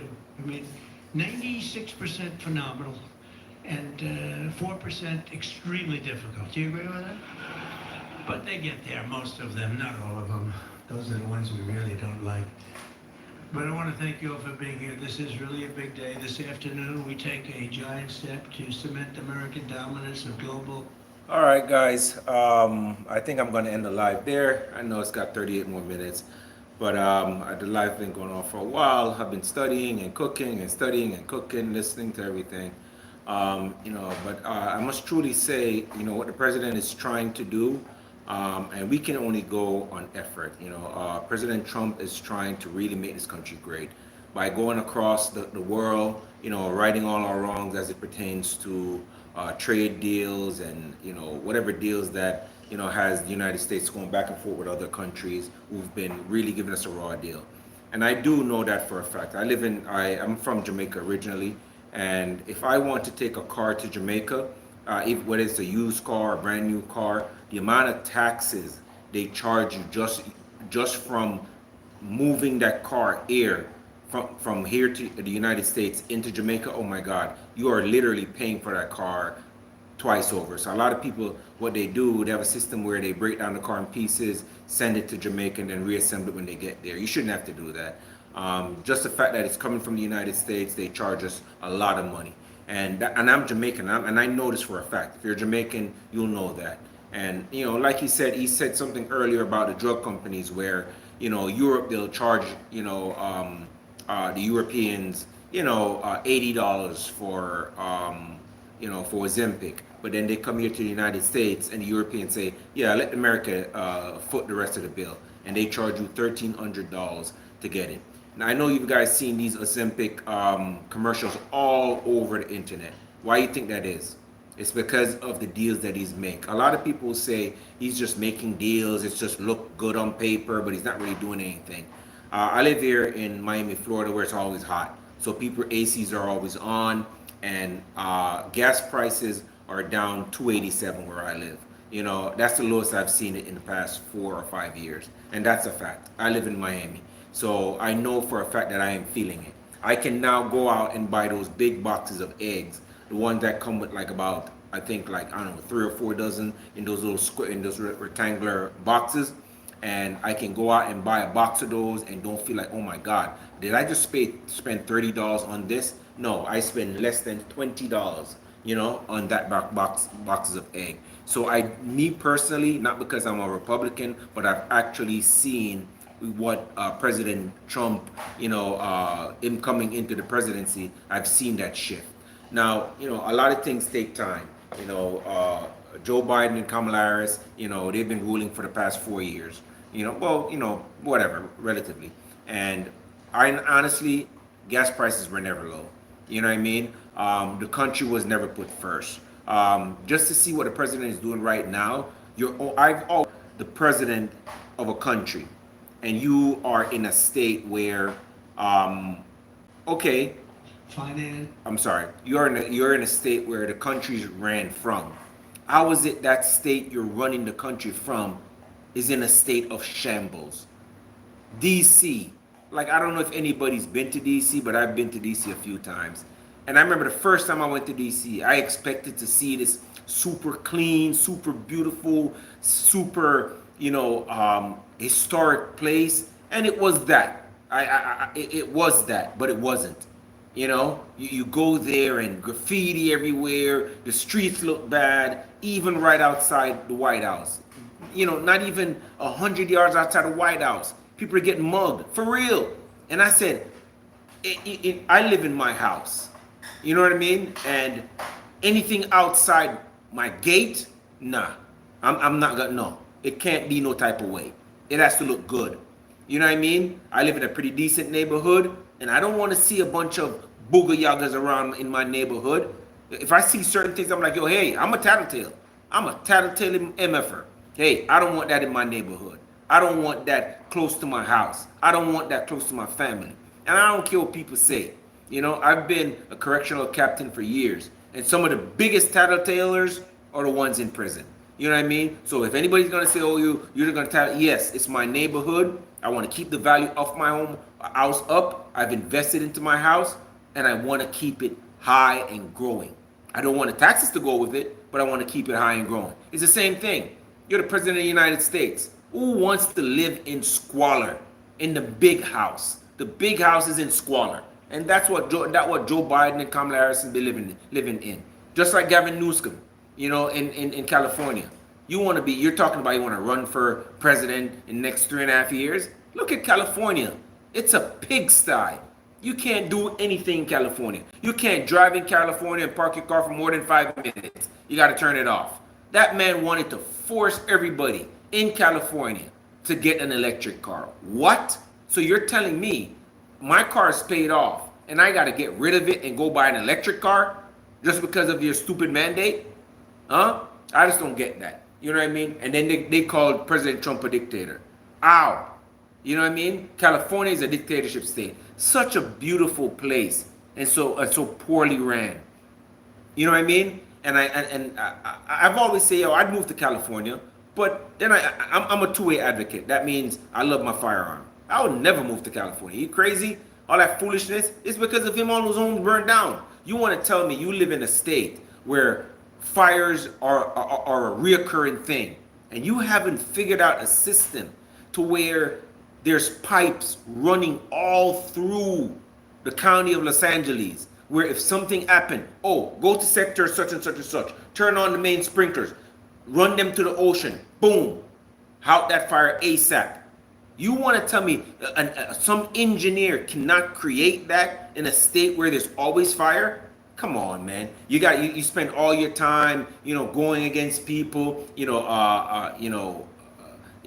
embolden criminals, not taking care of the homeless, not taking care of your veterans, and you think that you want to run for president? Gavin Newsom, I don't even know why he even mentioned running for president. You know what I mean? So when I see what the president is doing in Washington, D.C., taking all of the police and saying, hey, listen, crime and violence need to stop. Not only in D.C., but across the nation. You know what I mean? And there's people out there who are opposed to it. You look at Gavin Newsom and that stupid lady in California, the mayor. Like, they're going against the president and saying, no, it's okay. Let them break into stores. Let them loot. Let them vandalize. As long as it's under $1,000, you're good to go. How can you back things like that? How can you support people like that? I just don't get it. And what that means to me, there's some I'm not going to say it. There's some shitty ass people in this world. There really is. And the more life goes on, the more I see how terrible people are. You know what I mean? And sometimes, I remember I used to be married to my ex-wife, and she says, honestly, I love dogs and animals more than I like people. And I could say, I can even like animals over people. And now I'm truly understanding, because I see how evil people are and how terrible they are in their ways. When you see someone, whether you like him or not, if he's doing something positive, the least you can do is give him your support if what he's doing is right. You know what I mean? We had Kamala Harris, who was anti-Christ. We have Joe Biden, never said a prayer in his entire life, always touching them little kids on camera. But yet still, when someone comes and declare the name of Jesus in front of the whole country and put, the name of Jesus on a pedestal, listen, I don't care if he's genuine or not. He did it, and that's on him. If you don't mean it, that's on between him and our Savior. But for me and my house, we'll consistently praise the name of Jesus Christ. And I pray that the Holy Spirit would guide him, watch over him, in his thoughts, his actions, his cabinet. And I pray that he does everything to put America first, to put its peoples first, because that's what a president is supposed to do. And with that said, guys, I want to bid you guys farewell. Thank you guys for spending your time with me, watching this live, listening to my rant, and supporting the channel. Check out the rest of my videos. I'd really appreciate that. With that said, guys, have a wonderful day, have a wonderful weekend, and may God and the Holy Spirit and our Lord and Savior Jesus Christ bless every single one of you. Thank you guys, and have a wonderful day. Jesus Christ.